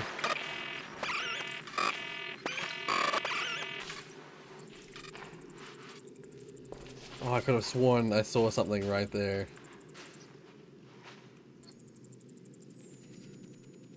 Dislike, yeah. Oh, hey, Malik. This is a game called Scanner Sombre.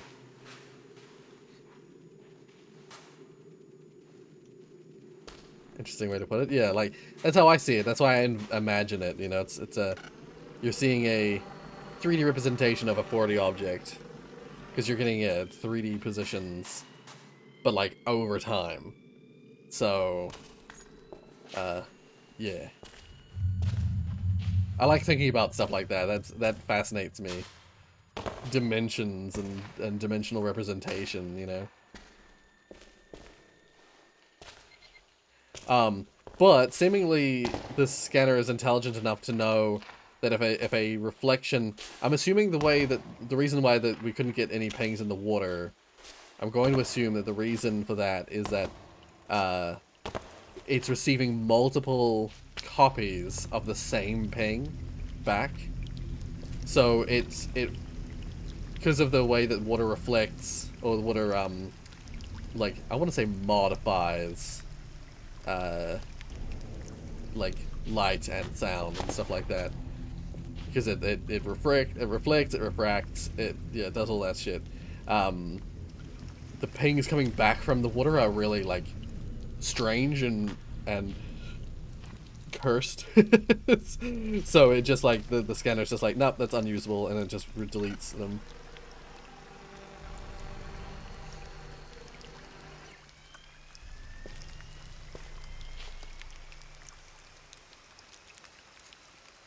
In this game, we ponder science while experimenting dread. Yeah, experiencing dread. Yeah. Updated hypothesis. It uses both light and sound. Oh, maybe. Yeah, just like it's just like how light is both a packet and a wave. This is both light and sound. Also, what is that? Oops, that's not the button I meant to press. It's fine though, I'll do the scan.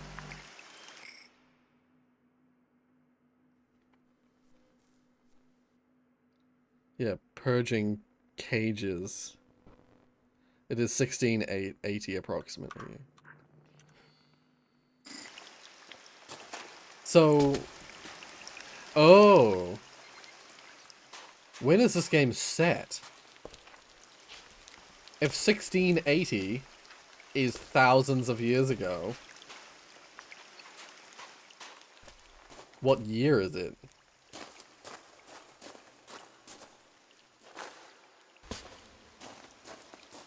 Interesting.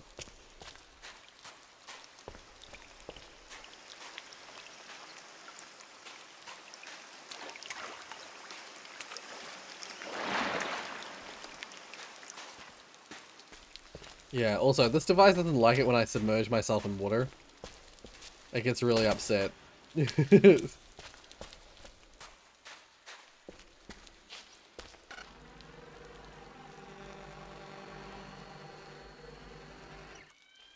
But my scans are definitely getting, like, wavier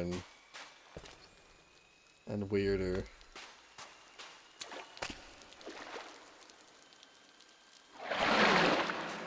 Oh, I don't like that. Also, the game doesn't like it. The game does not like it when I scan water. Or go in water, or do anything with water. The witch trials came much later. Okay. Oh, no, okay.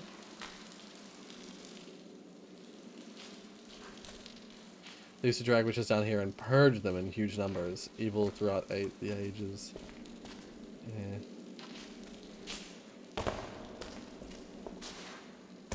There's no doubt they believed in the myths. It was no accident they chose this cave.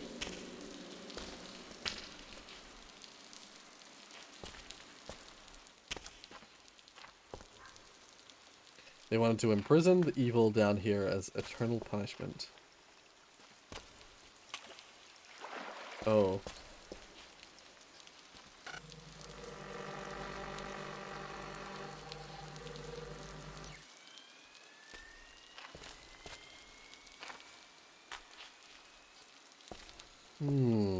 Unpleasant.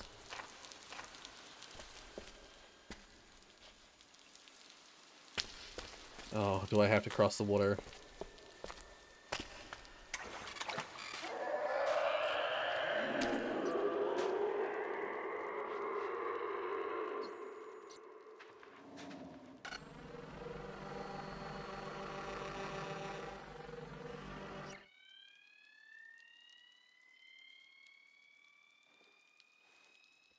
Yeah, they're known for prison architect. Just like increase significantly. Yeah! That wasn't just some ghostly thing, that was sound. That was a monster.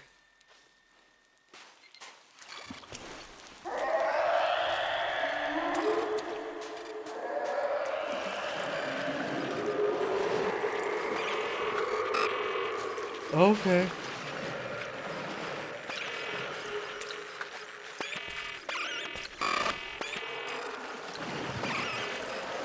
Oh.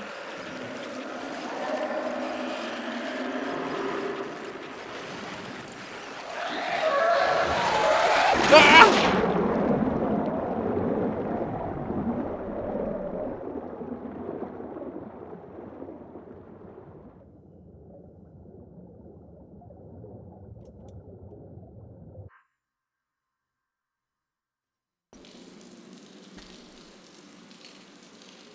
Okay, so you can die. You can die in this game. That's good to know.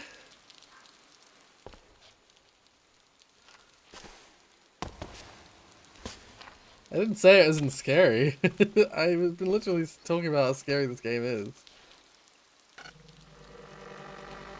I just said, I asked earlier, I was like, is it bad that I don't find the jump scare scary? This is something else. I was not expecting this.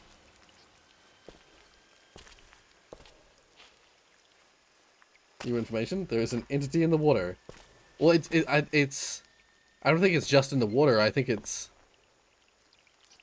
all throughout this whole section of the cave.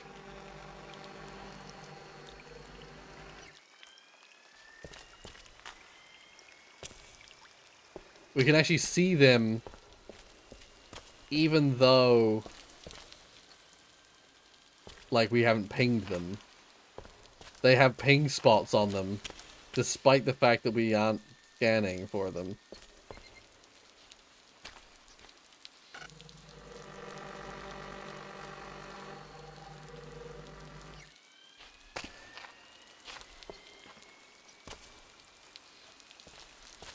I don't want to do this.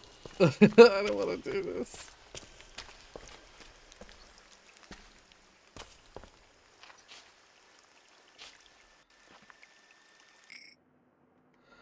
Oh my god. Oh my god, what the fuck? What the fuck?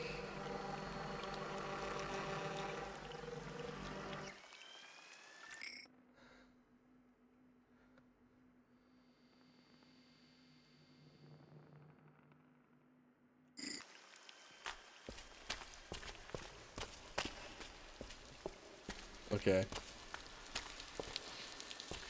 It started when I was in the water. It has to be said. You're right.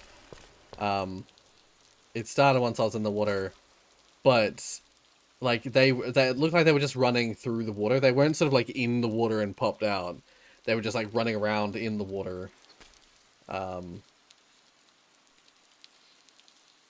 and yeah, I definitely immediately got the thought that it's like, oh, I need to find land. That's the thought I had when I was running. But I don't think they're specifically like water creatures. They're just creatures that happen to be. What the?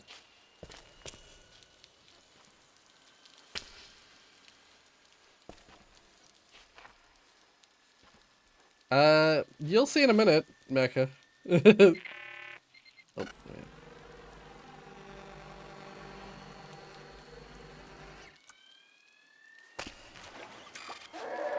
Yeah, that's what triggered them.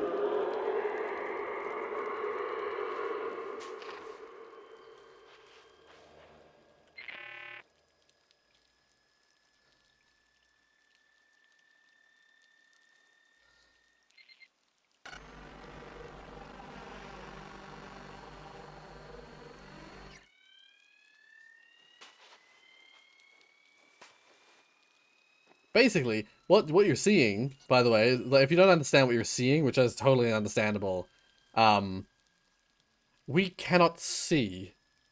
We can only scan our local space to get little dots that tell us what is solid and what is not. So there is something. There is some monster in these caves in this particular cave system with us. And I can't see them.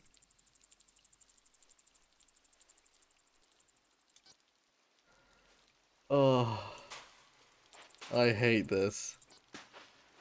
Um, 1 second.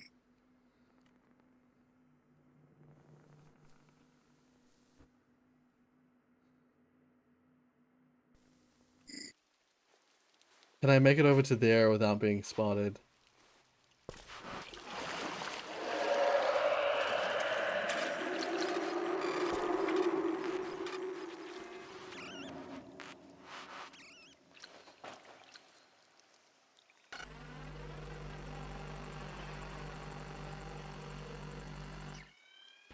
That's the way I went last time.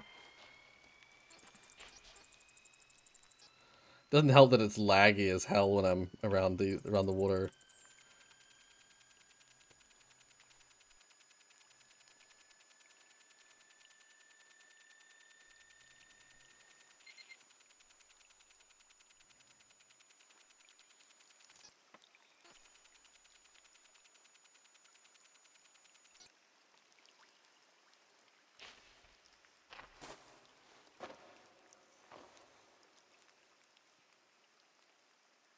Yeah. I believe we're just basically wading through the water.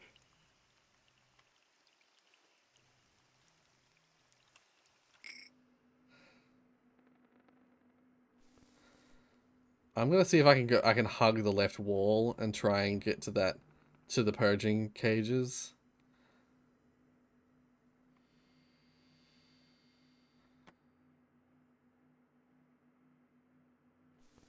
I think what happened last time is I ended up running out into the water space. I can't really show it on the screen, but I think I ended up... Wait. If I use my hand... I ended up going, like, out this way. And...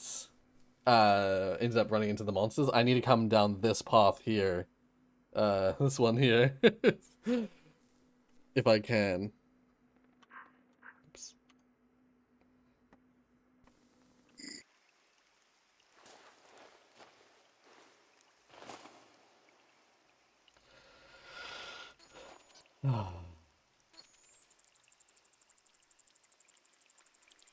That sounds likely. Also neat use of webcam lol. Yeah, it's like you can't always show what you want to show. You know, you don't always have access to the mouse on games and stuff like that, so you gotta improvise.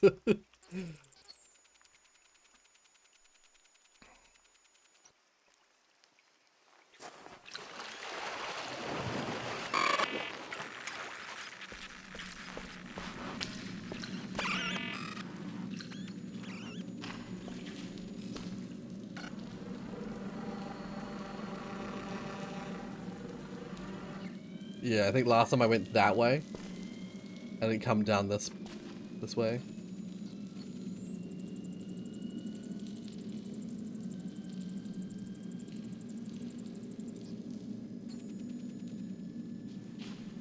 Okay. That was scary. Please save it again for me, game. Please do another quick save. Can I quick save it? Oh. I've not saved it this whole game. I bet it's a checkpoint based save system though, so. Oh, it auto saved. Nice. Okay, thank God. No way these were just glitches.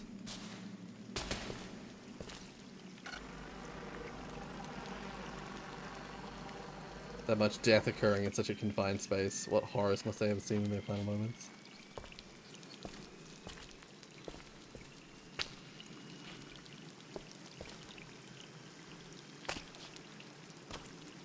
I need another big scan. I need 2 more big scans of this room, please.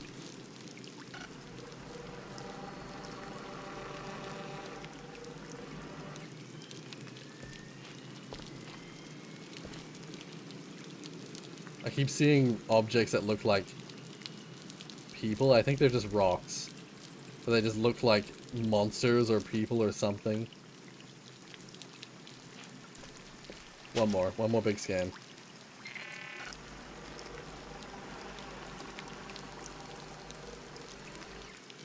Okay.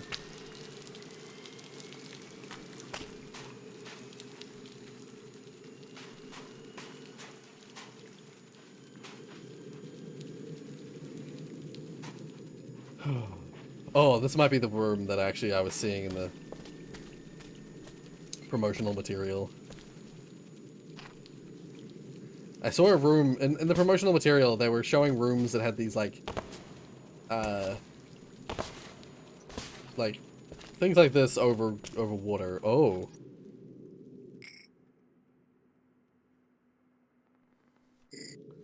I see something yellow in the distance. As if we're gonna get one more upgrade for our scanner before the end of the game.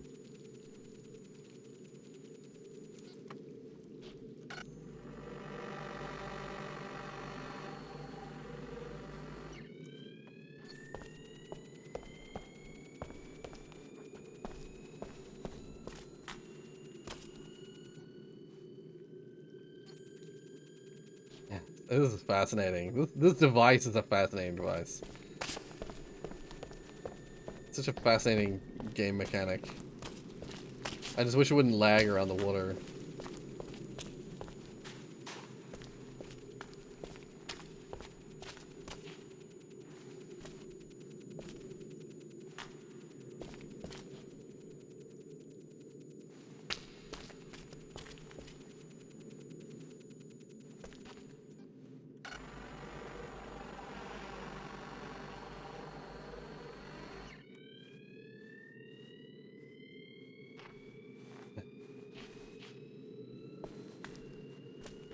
Oh, weird.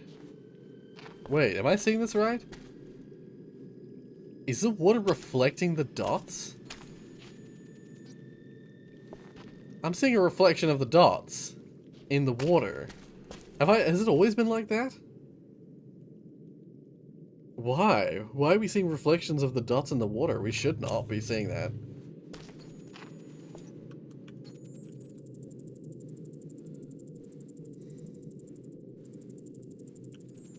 That makes no sense.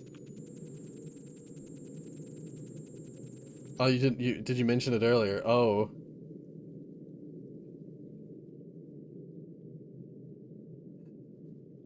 you also feel that reflection's wrong? Yeah, yeah. That feels. That's upsetting. Just weirdly, I didn't know. I didn't really register it in my mind until just then. Jump in. I don't wanna. I don't wanna. As soon as I'm touching water, I can no longer scan, and so I'm basically blind. But I mean, I can hop down here. Oh god, I didn't mean to hop down so quickly.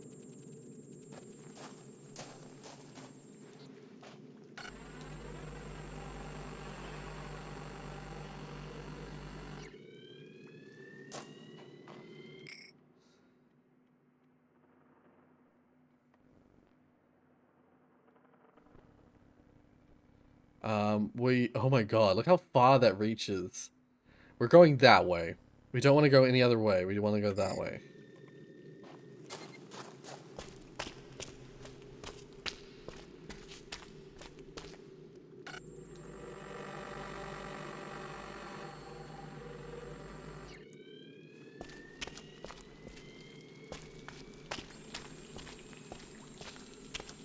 It's funny because before I was thinking to myself like how much I hated the closed spaces that we were roaming through.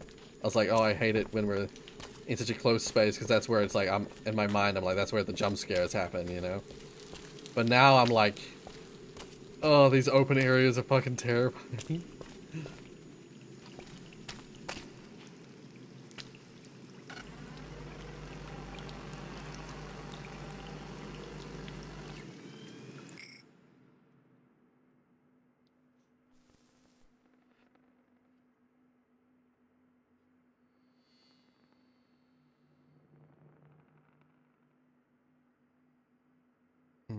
I don't think I can go that way. I think I have to go off to the right.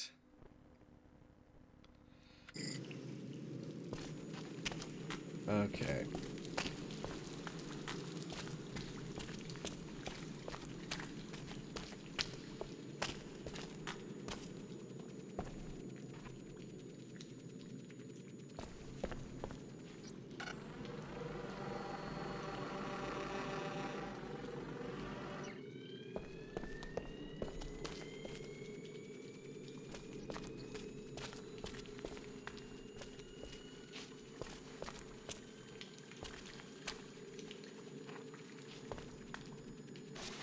Okay. This very much feels like it's the right way to go, considering I had to do a jump like that. Okay. Another big ol' scan. It'll be fun, like Portal. It's like dying in acid. It'll be fun. Oh god, I saw a video the other day. I think it was a YouTube short that was like these two acids, these two kinds of acids that you can put together in a beaker or whatever, you know, put it together in some way. These two acids that basically, when put together, are I think they call it Piranha Fluid. Basically, it's got all the acid required to completely melt flesh and bone. Like, you the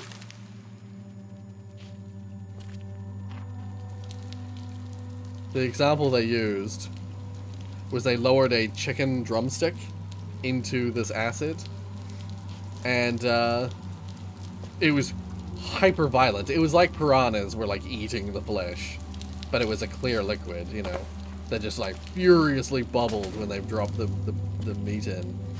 And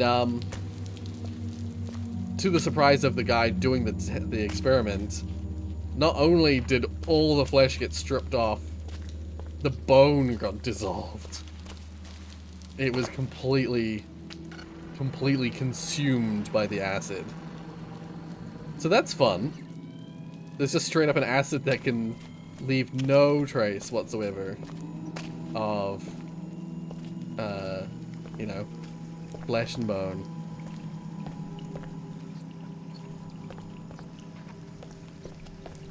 It's a fun thing to think about.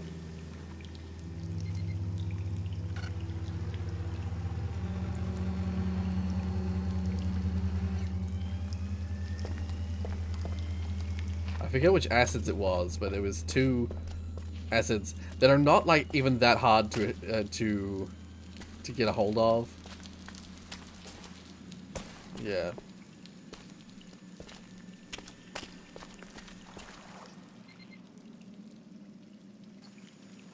I keep hearing water noises. And I'm scared. I'm scared. Now that I know that I can die, there is a death state.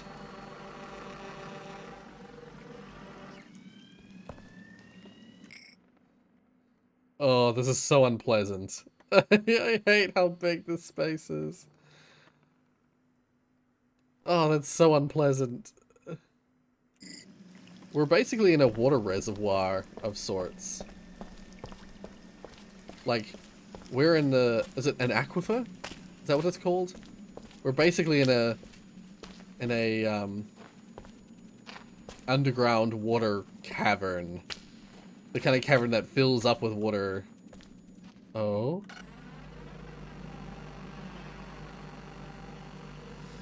Right, yeah.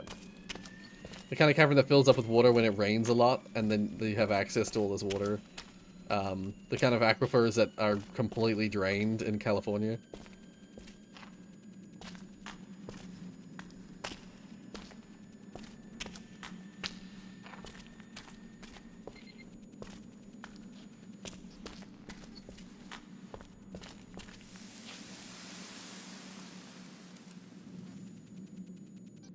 Don't like that.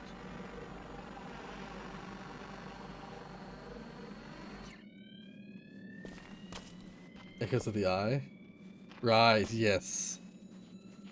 Yeah, yeah.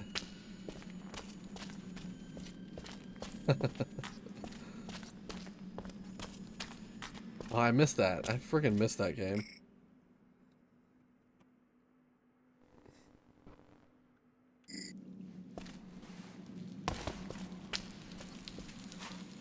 Outer Wilds is such a cool game. And Echoes of the Eye was such a cool DLC. Like, I'm still baffled by the fact that, like, when I played Outer Wilds, I was like, there's no way they could follow this up. Like, this game is like perfect. I don't think they could ever top this. And then they released the DLC, Echoes of the Eye, and I was like, holy shit, they did it again. Like, it's a smaller experience, although it's still huge. It's still a huge, like, game, but it's, like, set in such a much smaller location. But it was still a large story told over a long period of time. And, if anything, it was, like, it was better for the, like, smaller space. It was almost a better story than the original story. Just in terms of how coherent and, like, focused it was because of the nature of the story. I still think the original game is, like, one of the most amazing experiences in gaming I've had in a long time. But, like, yeah, oh my god. they managed, I was baffled. I was baffled that they were actually able to pull it off. And so I only have the highest of hopes for any future games that developer makes. Because, they've clearly proven themselves capable of not only making an amazing game, but following up on it with more story. Anyway, what's this? Sensor upgrade. Oh, I was hoping we'd get one of these. That's exactly what I was hoping for. I didn't even mention it before because I was like, oh, there's no way we're gonna get that. But yeah, we got a resolution upgrade. So now we have even more dots per per centimeter, I suppose you could say.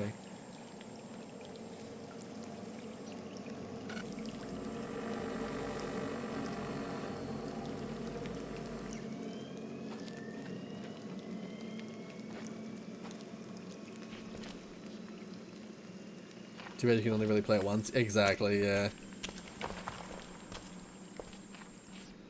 It's for that reason that, like, a lot of developers, a lot of the big developers, you know, the AAA developers, it's why they make multiplayer games and, like, experiences, like, services instead of games. Live services, because that way you can keep players playing the same game for a longer period of time. But I live for games like Outer Wilds. I don't give a shit about games like, I don't give a shit about games that just want to make, you know, just want to keep you entertained for a long period of time with the same shit.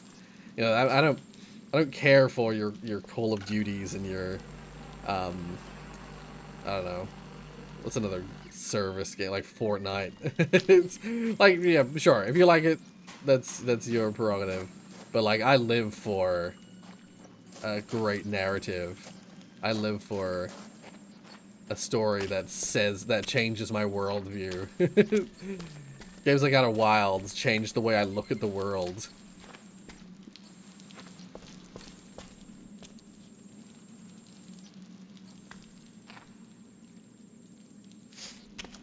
Yeah, I live for that, like, that, I almost want to say, like, change in perspective. Something that gives me a new perspective on anything, on something. Anyway, you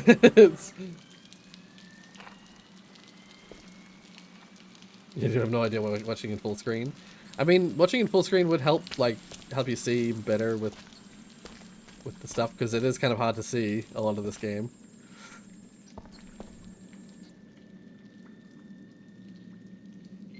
Rorius is Bafflius.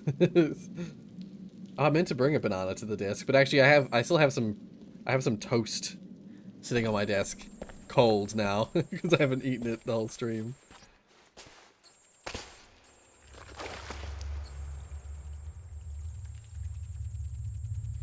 I think those noises are basically to say that if I fall in the water, I'm dead.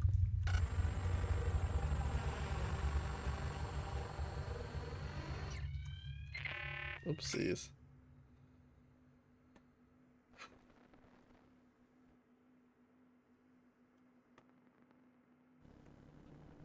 Yeah. Let's see if I can make it. Oh, thank God.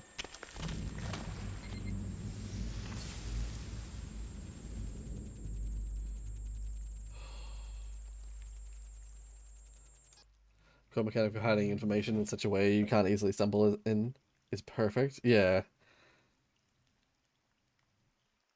Yeah. Digits, you must have been right about the whole, like, water being the enemy thing. Because, yeah, I'm pretty sure if I fall in the water at any of these times, like, it must just be that I'm more convinced now that this is a light-based projection system, because I have a feeling it was us splashing in the water that was causing those enemies to see us, or to know that we're here.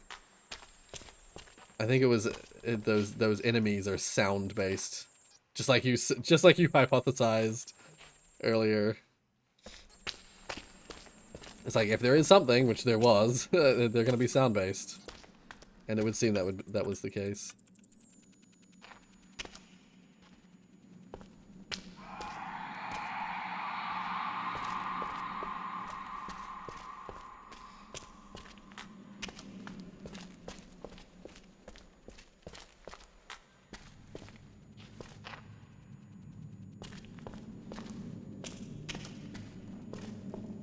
Please no more of that. I'm so glad we have that resolution upgrade, because I was getting sick of how slow it was taking to scan my surroundings.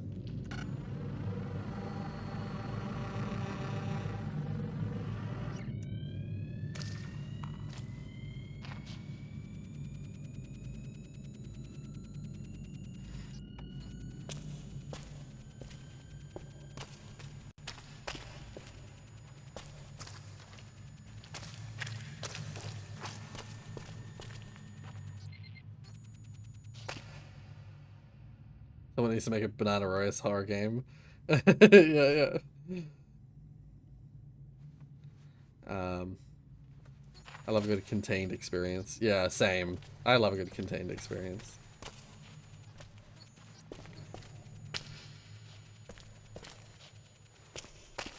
I love a good game that, like, I love a game, TV show, movie, whatever, that, like, knows what it wants to say,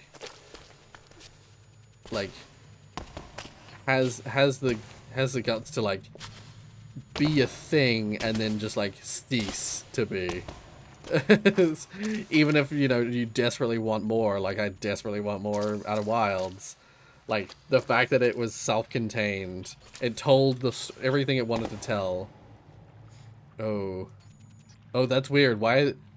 These dots shouldn't move with... These dots shouldn't move with this device, with this object. This boat should not, its dots should not be following it like this. That makes no sense. Oh. You're talking about the... Yeah, no, Tiana meant the monster. Yeah, the thing screamed as we, like, exited the really big watery area. It was just saying goodbye.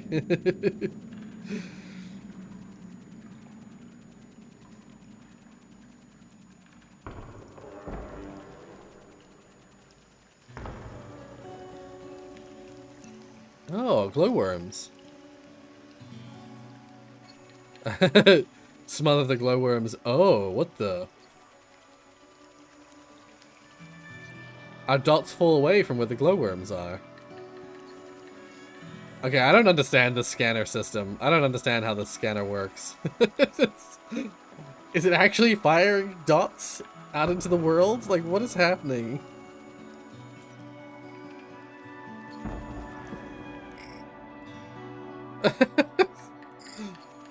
Like, what the heck? It's really cool. I like them. Are we in New Zealand? You get glowworms like this in New Zealand, by the way. There's a famous cave called the Waitomo Cave, or Waitomo Caves, that have glowworms in them. Oh, the dots don't fall away from this part. That's so weird. Hypothesis, I give up. Yeah, same. I'm like, what the fucking hell? Yeah, exactly, Zach. Back in my day, the game was the game, and that's it. It existed, it did its thing, and then it was gone. And I honestly like that. That's how I like my games. Wait, what the... Did I already scan this space? I didn't think I had already scanned this space.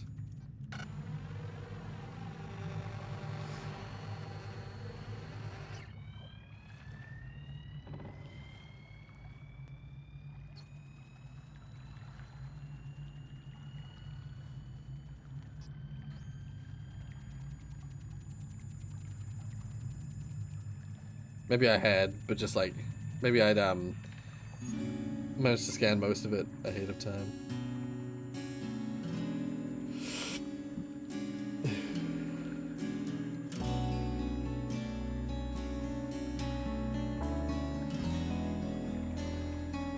I think this might be the end of the game.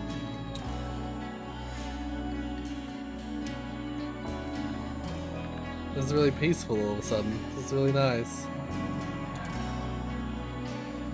Yeah, there's been no music throughout the whole game. Suddenly there's music here.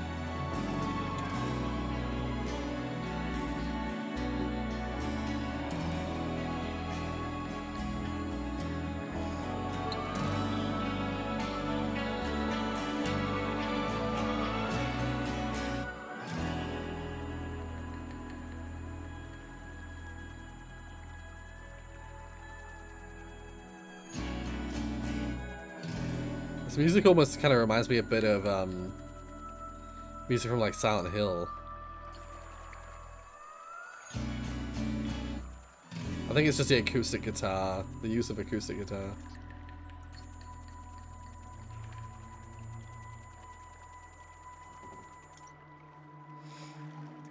Music in my cave? Unacceptable.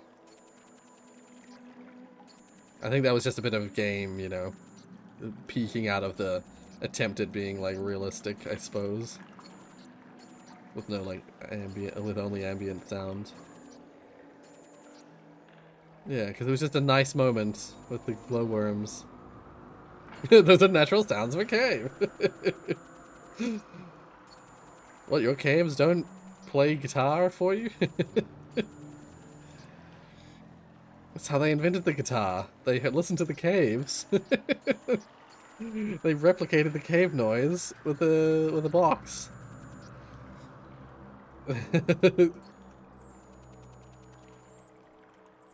It's not what the Elder Gods approved.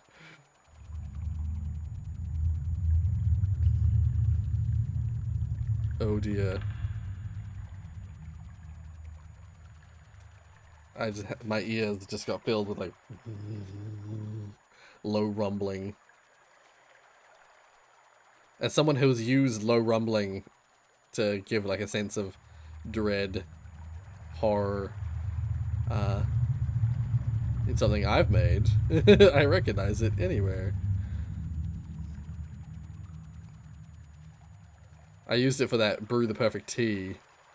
The music that plays when you're delivering the tea has got this like real low rumble, almost imperceivable low rumble.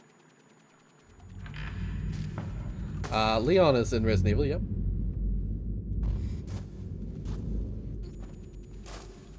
That's how I learned the character and lore a bit. Ah, nice.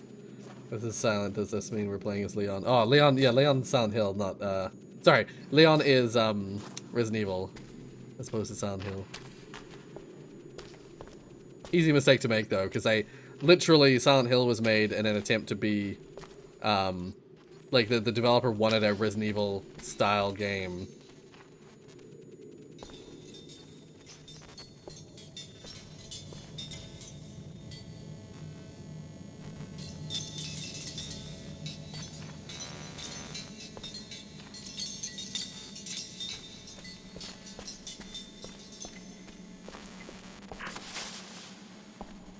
Material scanner.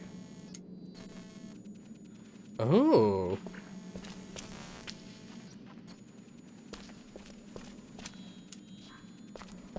So many have died down here.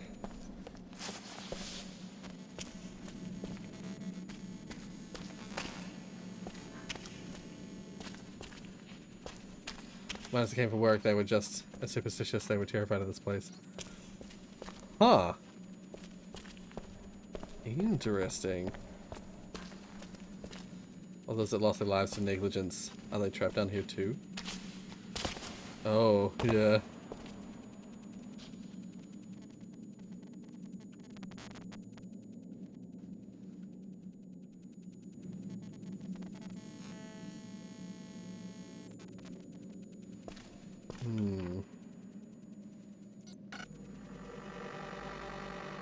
Yeah, interesting.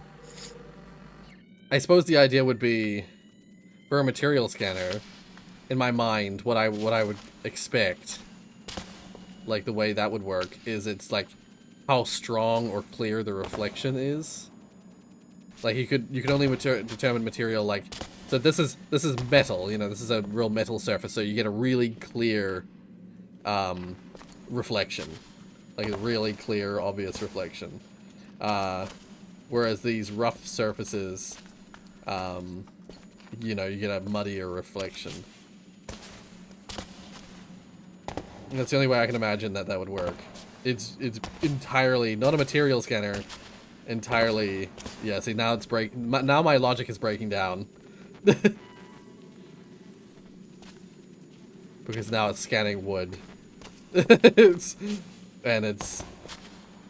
immediately my explanation like broke down, because like in my mind I was like, if it's just a gradient of like green through white being like green, or the like duller green, so that the colors is like poor reflection with, like, white being the best reflection.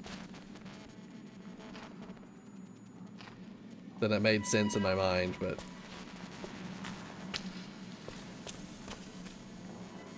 Oh, oh. Someone's falling to their death.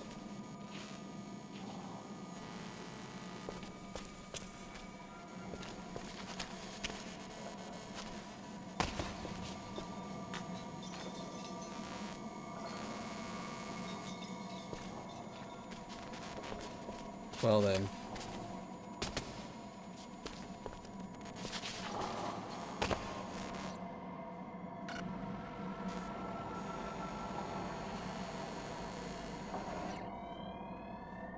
A lot of someone's, in fact, yes.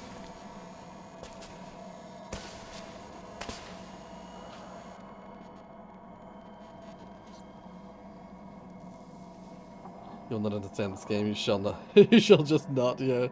I should stop trying to make, like, scientific, logical sense. Games truly invented music. The glowworms are the ones playing the musical instruments? Yeah.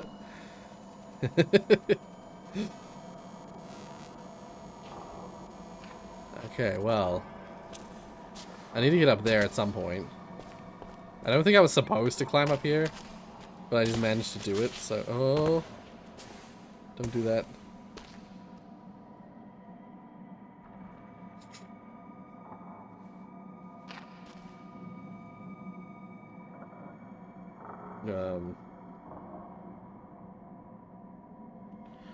Mecha. Yeah, yep. I played Silent Hill. I played Silent Hill 3 on the channel pretty recently, actually. I think that's the only Silent Hill I've played on the channel, though. Oh, other than the mod. I played a Half-Life 2 mod. Yeah, so the Half-Life 2 mod will be a little harder to find. Tiana, if you look up Silent Hill Alchemia, that's spelt with a double L.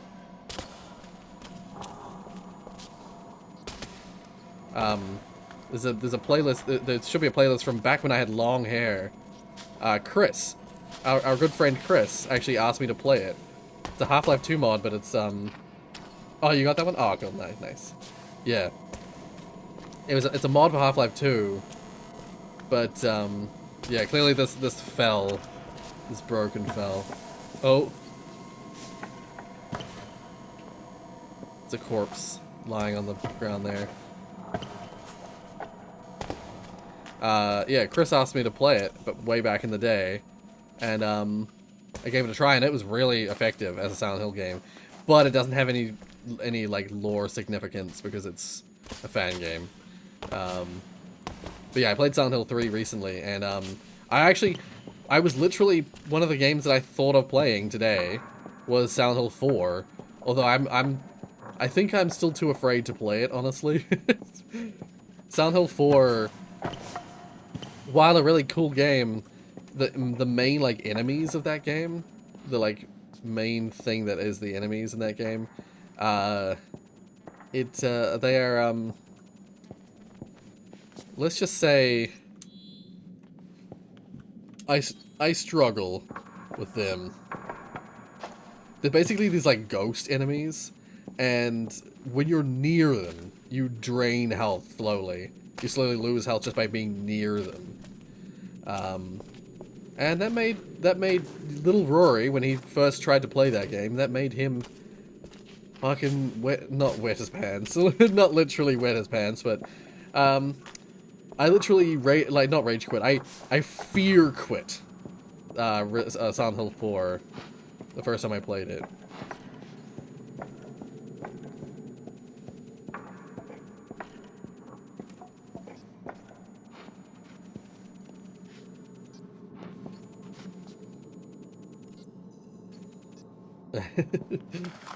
Oh, YouTube emojis. Yeah, 3, like, so the way that it works is apparently 3 and 4 were actually being developed simultaneously, and the developer who made 4, or the team who made 4, they wanted to do something a little different with 4. They didn't want to go with the standard, like, way that... So, let's just say, Silent Hill 1. very, very story oriented. Had a lot of story to do with Silent Hill and the cult and Alessa and all sorts of stuff. Silent Hill 2, they were like, let's do something different with it, and they made a very different game. Well, it's still the same kind of horror, but like the story-wise, it was very different from the first game, and people loved that. But and apparently at the time when they originally released Silent Hill 2, people were a little bit upset with the fact that it didn't have a direct connection to the first game. But like in the long term, people have like people's favorite is 2.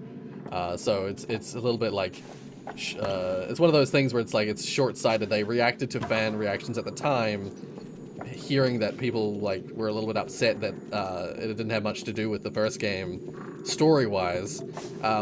So what they did is the producers and developers and stuff like that, what they decided is like they continued the series with Silent Hill 3 was designed to continue the first game's story.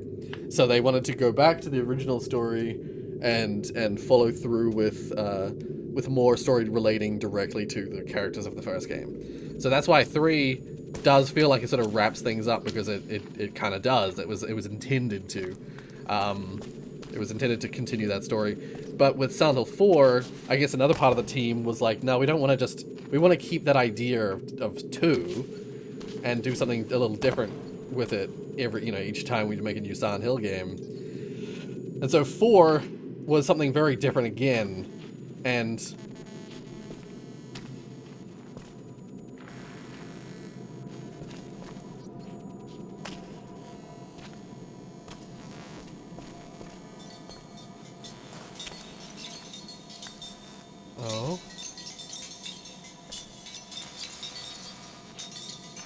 oh, these guys got crushed, maybe? Either that or...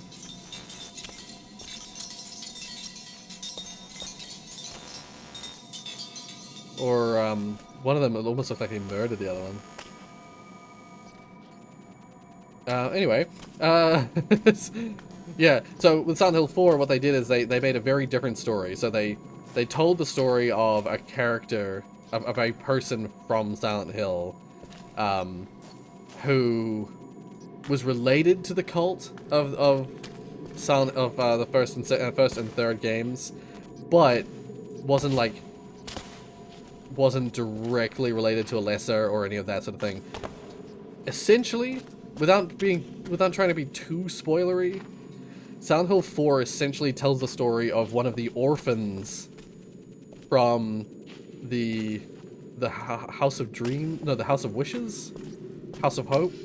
In both Silent Hill 1 and 3, there was references to an orphanage called the House of... I think it's got both names, the House of Dreams and the House of Hope. I think it's been referred to by both those names.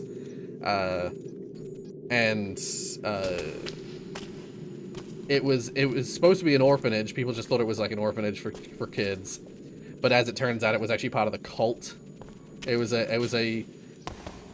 essentially a place for the cult to get access to children to use for experimentation purposes.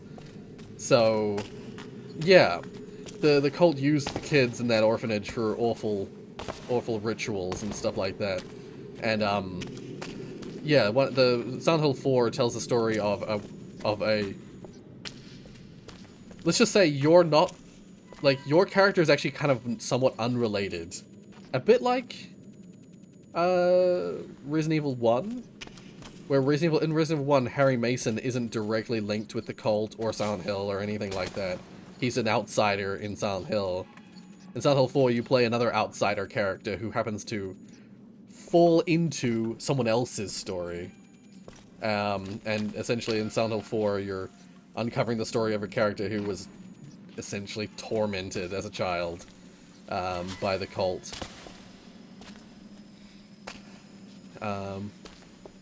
So yeah, tangentially related, but like very much its own story. Oh. Statues made of wood?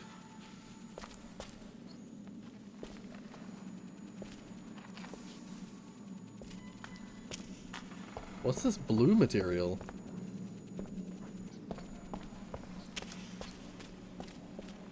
I haven't really been paying attention to the game that much these last few rooms.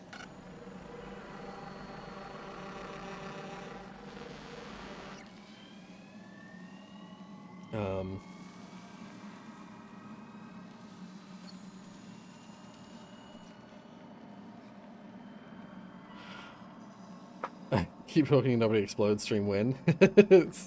You can play that game without VR, so if you want to play it soon, I could just play it non-VR. But if I'm going to play it VR, I have to set that up and deal with that.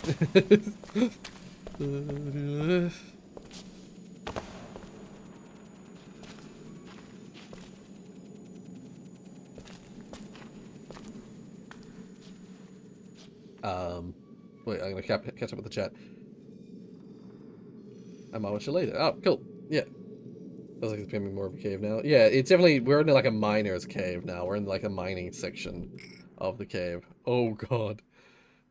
I'm fascinated by the fact that before I got the material scanner, all my scans still figured out what material it was it was attached to. Despite the fact I didn't have access to that, but that's alright. Oh, so yeah. That area down there, it wasn't that someone was... This area here... Wait. This area right here. I was like, did someone kill someone, or was it that were they crushed? I think they were crushed. It says industrial accident. Memorial Museum. Opened 1985, closed 1989.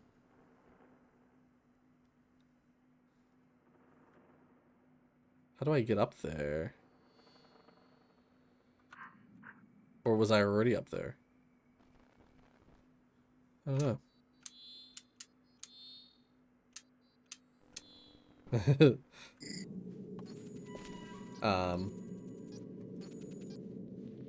The only lore I know of is James killing his wife Mary and Pyramid Head being his guilt. Yes. Well, that's 2. See, Silent Hill 2 is actually very different from the other games, because Silent Hill 2, it started this premise, it started this idea that the town of Silent Hill is almost in and of itself sentient, and it takes like people, it takes in people, you know, people cross through it, and if they have something that they feel guilty about, or they have some sort of trauma or something that the town can like take hold of, it does so either in an effort to torment them for unknown reasons, or almost in an effort to make them understand and come to grips with it. Doesn't matter that all of this is in my memory. Excuse me? Does it make it any less real? Oh, I see what they mean.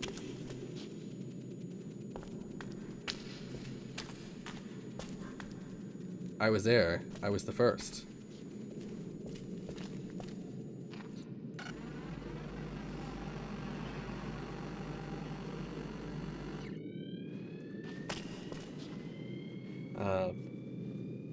So yeah, so like, whereas in the first and third games, the town isn't really the sentient thing, like the cult god is, and characters in the story have powers relating to the god, to the cult of the I mean, relating to the cult, and it's really them who are causing the town to react the way it does. So like in the first game, there's a character, shit, is it Cheryl? I forget the names now. The first like form of Elastic Gillespie is causing like the town to be crazy, and then the third game, because you are the reincarnation of Elastic Gillespie, you're the one. Oh. Yep.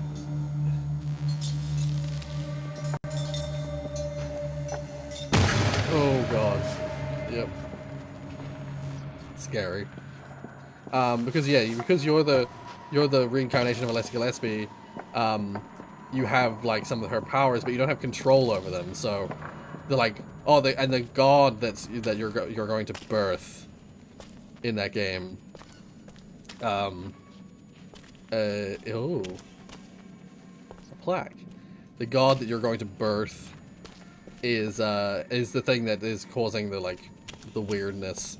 Like you're a catalyst for it, but it's like the god that's inside you that has the powers to like cause the weirdness that is Silent Hill. Yeah. So in those games there's always like a catalyst, and that's the person who the town is reacting to. In Silent Hill 2, it's just anyone who comes through. And in Silent Hill 4, it's different again because it's someone from Silent Hill, but you're not that person. You're kind of being dragged through the memory of that person. It's very strange. But it's to do with the apartment building you're in, because the apartment building was narratively important. I won't get into it too much. But yeah, Silent Hill 5 someone mentioned. I saw someone mention Silent Hill 5. So Silent Hill 5 is the revival of the cult and the revenge of Lady. Well, Silent Hill 5, you see, is... Yeah, it's... Silent Hill 5 is, firstly, universally hated. It's not made by the original developers, so it's kind of their own thing. But it is a return of sorts to the cult. But it's like a cross between 2 and 3, or 2 and 1, where it's like the cult is the reason for the town. It's a bit like 4, I suppose. The cult exists. Firstly, the cult is a prominent part of the story, but secondly, it's like the town. It's reacting to all of the cult members. So, all of the cult members are being punished in a weird way by the town, by the cult, by the god, by the god that they worship. And everything in that game is like linked with the members of the cult. So all the imagery and stuff, and you as well. But more so the cult than anything. So like, for instance, all the bosses that you fight are all manifestations of the cult members' either like guilt or their sadness, their fear, whatever. Each cult member, like, the implication in Silent Hill 5... there is a Silent Hill 5. It's not, yeah, again, it's not made by the original developers. After Silent Hill 4, they basically stopped making... Team Silent, the team who made the Silent Hill games originally, basically were taken off of Silent Hill, and Konami gave Silent Hill to other developers. I don't know why. I remember coming down like it was yesterday. I have no idea why, because the Silent Hill games are loved, but they were given to other developers. Hoping I'd find something below, hoping it wouldn't be another empty cave.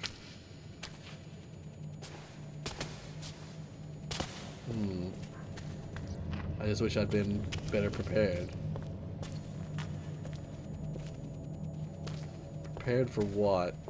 Yeah, anyway, Silent Hill 5, yeah, it's, the way its story works is that, I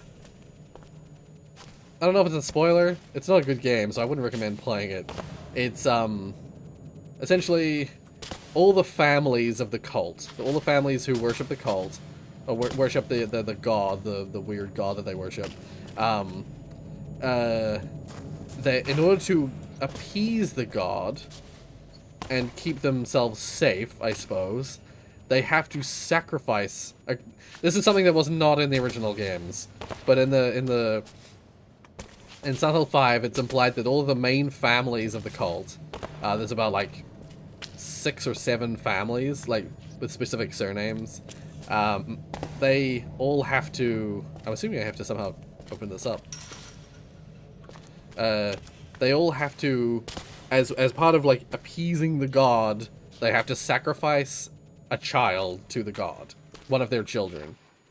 And so, for all the families, early on, when they start having kids, they all have at least 2 kids, firstly, so that the family name can live on, and the rituals can continue. But also, they have to basically choose which of their kids they're going to sacrifice to this god, and they have to stick to it, or they have to stick to it. So all the bosses of all the game are basically manifestations of the children that they had to sacrifice to the god. So, like, one guy, for instance, he was a surgeon, and he had to sacrifice his daughter to this god, and his daughter really liked dolls or something. Like, there's some element, I can't remember exactly what it is, or like he referred to her as his doll or something like that. I can't remember exactly how it works now, but let's just say that boss, when it manifests, it is like this weird porcelain doll thing that you have to, like, break the surface of its skin first, and then you get access to, like, the soft, fleshy inside. Yeah. It's a fucking disgusting boss. And, one of the deals with that boss is, the way you sort of, like, well, the way the guy dies, the father of that girl dies, is that he ends up getting covered in, like, scalpel cuts all over his body. I don't think you don't do it to him. Like, it happens as part of, like, his failure to stop you, I suppose. But he just, like, starts getting cuts all over his body, like scalpel cuts, because he's a surgeon. You know, it's like it's something to do with him. It's relating directly to him. Yeah. If I recall correctly, that's all that I really need to say about that. Oh, I see. I made it behind. Okay. There's also a Silent Hill, a quote-unquote Silent Hill 6. And I actually kind of like Silent Hill 6. But I've always claimed it's called Silent Hill Downpour. Silent Hill 5 is Silent Hill Homecoming, by the way. Silent Hill Homecoming is Silent Hill 5. Silent Hill 6 would be Silent Hill Downpour. And Silent Hill Downpour, I think it's a good game. I just don't think it's a good Silent Hill game. I played it and I enjoyed it, but it definitely lacks a lot of what makes Silent Hill good. So, it's one of those things. It's once again, it's a completely different developer again from 5. Like, the developer, I wish they had just made their own game, their own IP. What would I say is the core of Silent Hill? Yeah, that's a tough one, because, again, Silent Hill 2 is often considered, like, the best Silent Hill. But Silent Hill, it's probably because of Silent Hill 2 that most of the games that follow are not super good. People focus way too hard on Silent Hill 2 and don't, like, and they also kind of miss the point. But like, I would say one of the cores of Silent Hill is, firstly, it's that fear based on anticipation. So the games don't actually have a lot of enemies in them. The Silent Hill games don't usually have actually all that many enemies. But they have a lot of anticipation, and the music, the sound effects, the industrial sounds for when enemies are near. When it comes to the story, I think it's important to... It depends on what kind of story you want to tell, I suppose. But it's important that the story isn't told too directly, I think. I think that's the problem with a lot of Silent Hills, is that they try and tell the story. They try and explain themselves too much. Whereas the older Silent Hills, they left things ambiguous on purpose. And kept the story quite abstract, so that you could figure out the story yourself. You know, if you're just playing the game, you won't understand what the hell's going on. But if you stop and think about the things being said and being shown, you can figure out what they're trying to say. You know. So, like, less direct storytelling, and more like environmental storytelling, as well as like, I should just follow the wire. Yeah, more like environmental storytelling, as well as like things like the enemies telling a story. Like the implications based on an enemy's design tell you something about the cult, or tell you something about what that creature is, just inherently. Yeah. I don't know. It's tough though, because people, like, so many different groups have tried to replicate that Silent Hill feel, and even, like, to some degree, according to fans, you know, even to some degree, the developers of the original games sometimes struggled with their own interpretation of their own game. Like, lots of people hate Silent Hill 4. I'm assuming because it did something different with Silent Hill. It went for a different sort of, like, direction. But I really liked Silent Hill 4. I really liked it. I was just too afraid to play it. I watched my brother play it.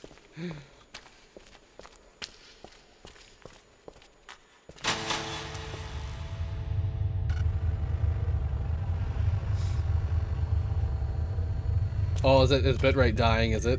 Oh no. Yeah, there's too many singular points. Too much, like, contrast between points and darkness. Otherwise darkness.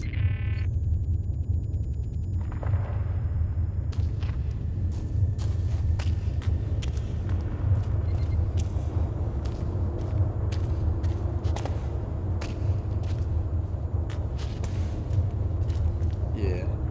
Yeah, Silent Hill Downpour, once again, it involves the cult, but it's once again, it's going for the Silent Hill 2 logic.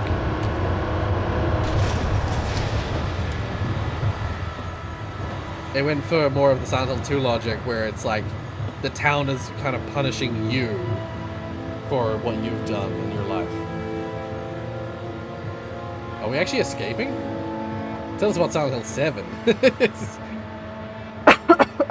The closest thing, actually, the closest thing to Silent Hill 7, and the closest thing to a Silent Hill game that people like, post 3 or 4, is, yeah, the closest thing to a follow-up that was successful would be, Shattered Memories.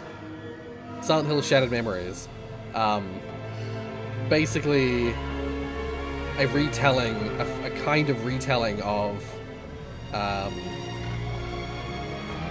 Silent Hill 1, but, like, through the perspective of, I believe it's Cheryl, or known as Heather in Silent Hill 3. I believe it's actually Heather, that it's being told through. Basically, the Shattered Memories is, like, it's literally Heather's memory of Harry, and, she's on some sort of, like, medication. She's talking to a therapist throughout the game. So this music.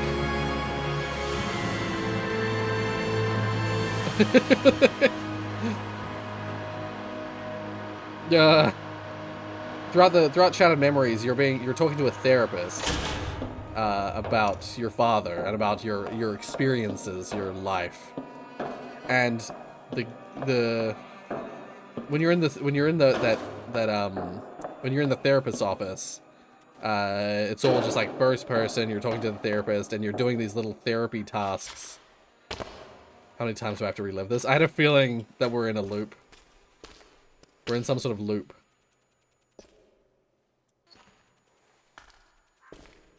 Always the same rock, same metal, the same stale air.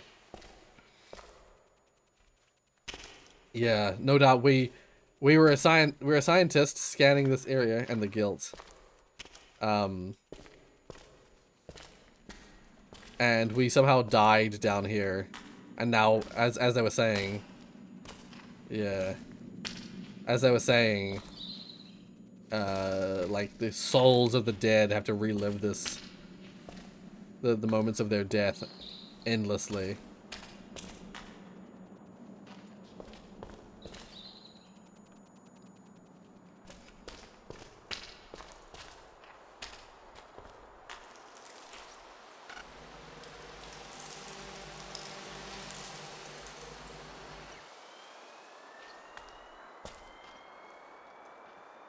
I don't know how I died.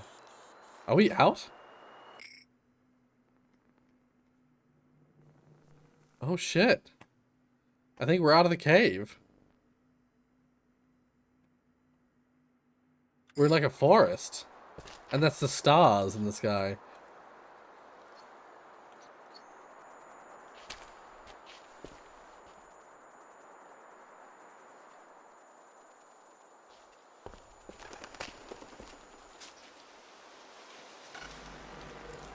But yeah, anyway, Shadow Memories. You play as both Heather Mason and Harry Mason. Heather busy talking to a therapist about her experiences, and then you play as Harry in like Silent Hill, trying to get to Heather. He's trying to return to her. He's trying to find her. But he like crashes in Silent Hill, and he's like fighting this like ice. There's this huge theme of like ice like growing over everything. And you're constantly having to run away from stuff. You're constantly being chased by these like weird creatures. It's very not Silent Hill in the sense that it's very much like a much more actiony kind of game. There's lots of high octane horror, where it's like you're constantly being chased and you're constantly running. But of all the memories I'm forced to relive, it's the one thing I don't remember. Oh, why, you know, how he died, yeah. But it breaks my heart knowing that I left my family behind. Also, the frame rate is dropping when I'm scanning in this direction. They're always here for me.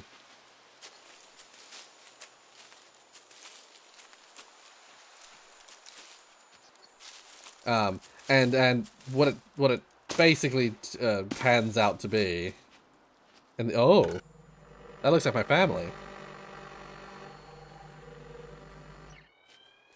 What it pans out to be essentially is that, like, Heather, in an attempt to, like, deal with her stress and her, like, the struggles of being through what she went through, she essentially got put on like beta blockers or one of those kinds of like antidepressant kind of things, the kind of things that tend to make your memory like foggy and make you forget stuff. And essentially her memory of her father was like trying to stay alive inside her head, and the monsters and the ice and stuff was stuff trying to like cloud her memory of her father and like get rid of it from her brain. And so like if you get the good ending of the game, you know, Harry manages to reunite with Heather, and she like sheds a single tear or something at the end of the game. It's like she remembers her father fondly, you know, remembers all the good that her father had done. And yeah, it turns out it was all just in her head. The whole game takes place in her head, as like a manifestation of her memory. Yeah. Yeah, there's our family.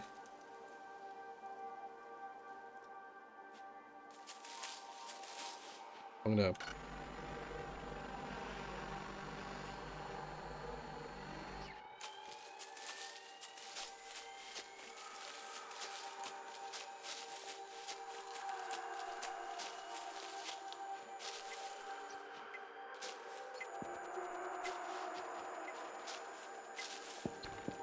They know I'm never coming back.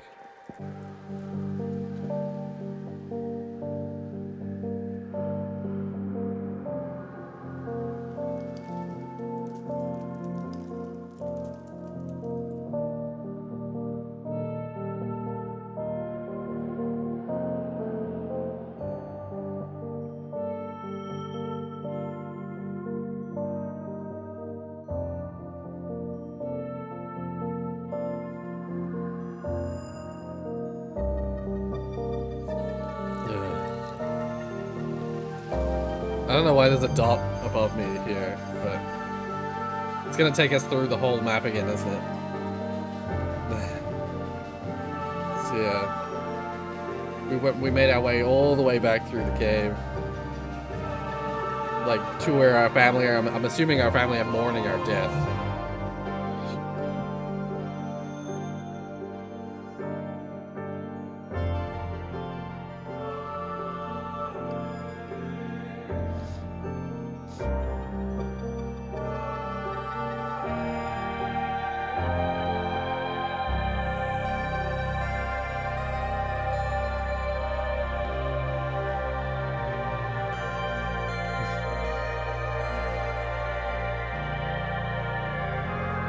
What the? Oh yeah, it's us. The T-posing dude was us. I did ask that question earlier. I was like, wait, is that us?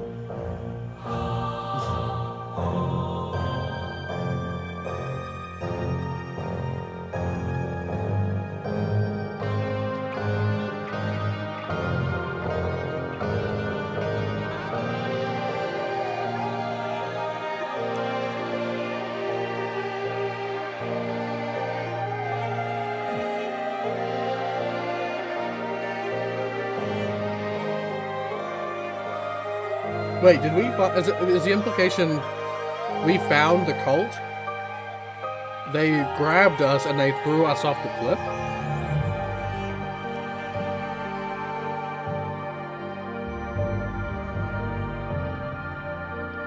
Not sure about that one.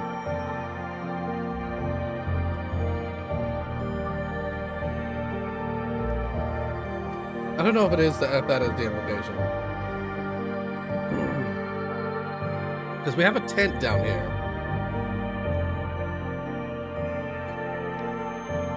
Yeah. No, I don't think it is. I don't think we were thrown down. We just happened to die deep in the cave. Yeah. Yeah, I saw that picture right at the start.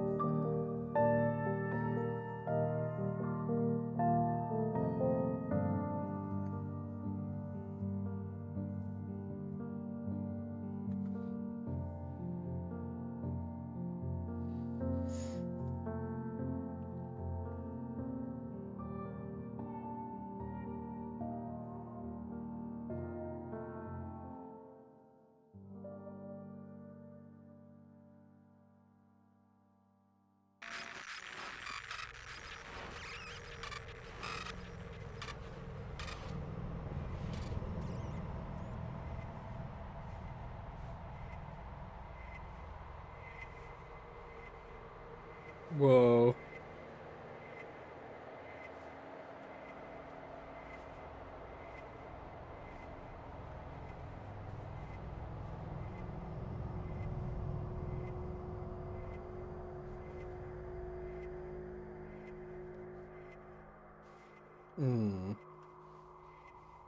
Let's just reset itself. I'm assuming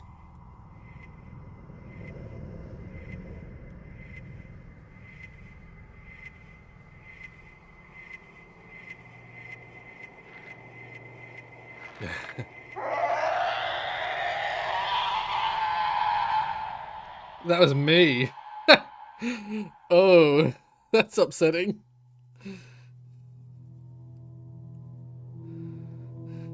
That was upsetting. Introversion software, yeah.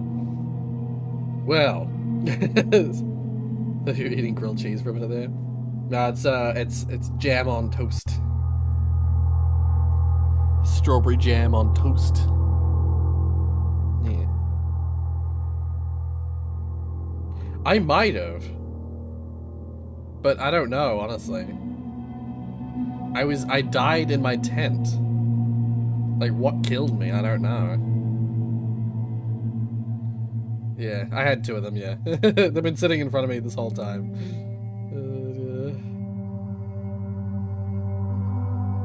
Yeah, Becca, that's at the end, yeah.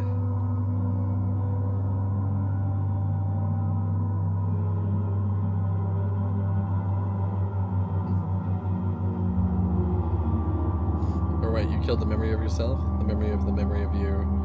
Killed the memory... Wait, what level am I on? Yeah.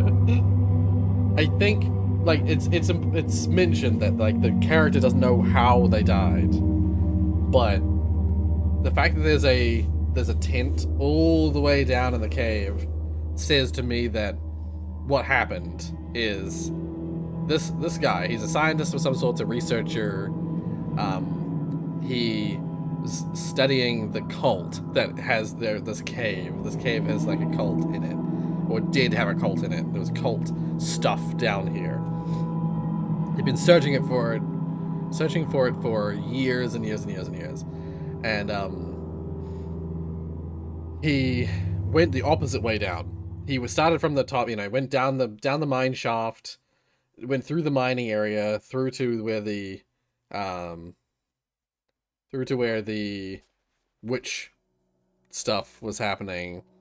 Continued through, found the entrance to the like cult area. Went through, explored the cult area a lot, and made it right through the cultist zone to the caves below. I don't know why he kept going. Or maybe he didn't keep going. Maybe he did. Maybe that is the implication, is that he got... No, because there's a tent down there, which means he must have made it down there. So he went through the cult area, and maybe he continued through to, like, explore more to do with the cult. New Game Plus.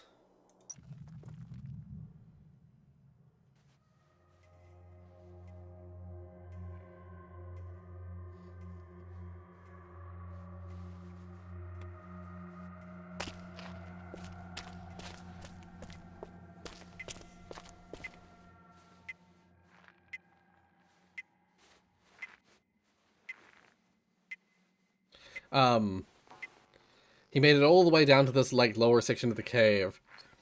And then something happened. Yeah, I had a feeling this might be the case. So now we can go through the whole cave with all the stuff. The higher resolution scanner, as well as the better scan, the, like, burst scan. Yeah. Assuming that's the idea. And we can use the material scanner as well, right off the bat. Oh! I didn't notice that before. I didn't see that before.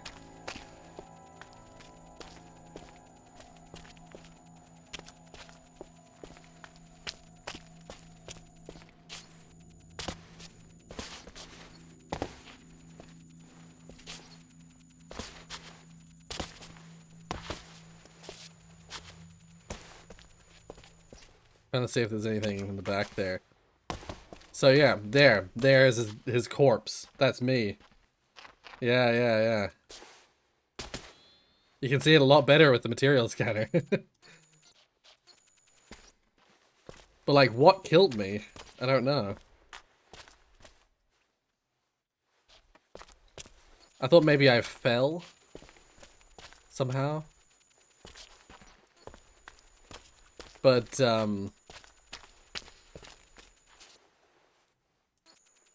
yeah. Or maybe a stalagmite? No, there's no tent. There's no hole in the tent. I suddenly thought maybe a stalagmite fell and killed me.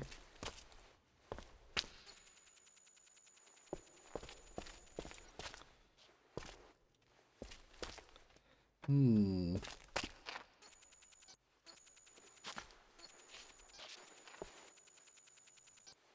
Yeah, I don't know.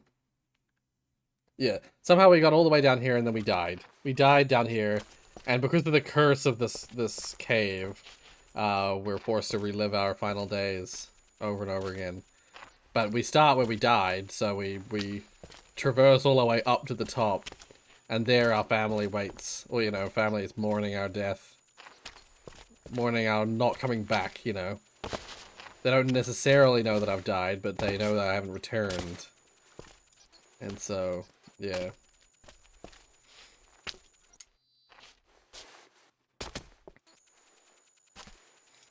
Yeah, but that's that.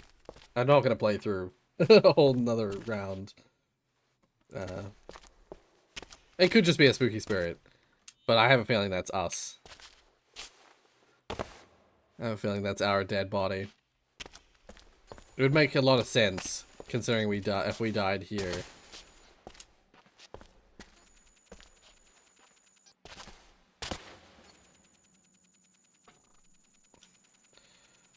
Maybe we did fall at some point and we injured ourselves and we just couldn't make it back out. So we just set up our tent down here and then we died shortly afterwards. I don't know. Oh man, I'd just nap. I'm dead, I have no responsibilities, I can finally sleep. Yeah, I suppose if you know that you're dead and that you're just reliving it, yeah, why go through those efforts? Although, what an awful place to have died and to have to live out your eternity. What an awful place to have to live forever. Oh dear. Well, we'll leave that there. Yeah, this was a fun stream of mostly just talking about Silent Hill. I enjoy talking about Silent Hill because I love the Silent Hill games. Um, I'm always afraid to play them because I just don't know that many people will know them or care to watch me play them. Like, that's always my fear when it comes to the Silent Hill games. I'm just gonna quit real quick. I'm just gonna remind myself. Oh, it automatically opened a website when I quit. What's it doing?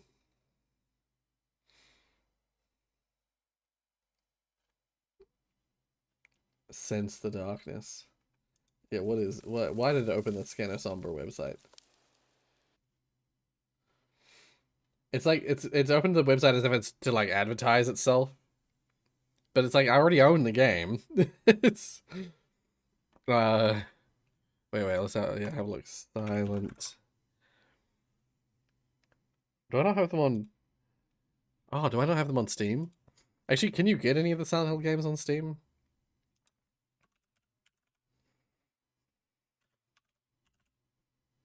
No. The only Silent Hill thing on Steam is the Dead by Daylight DLC. But I had Silent Hill 3 on PlayStation 2, so I emulated that.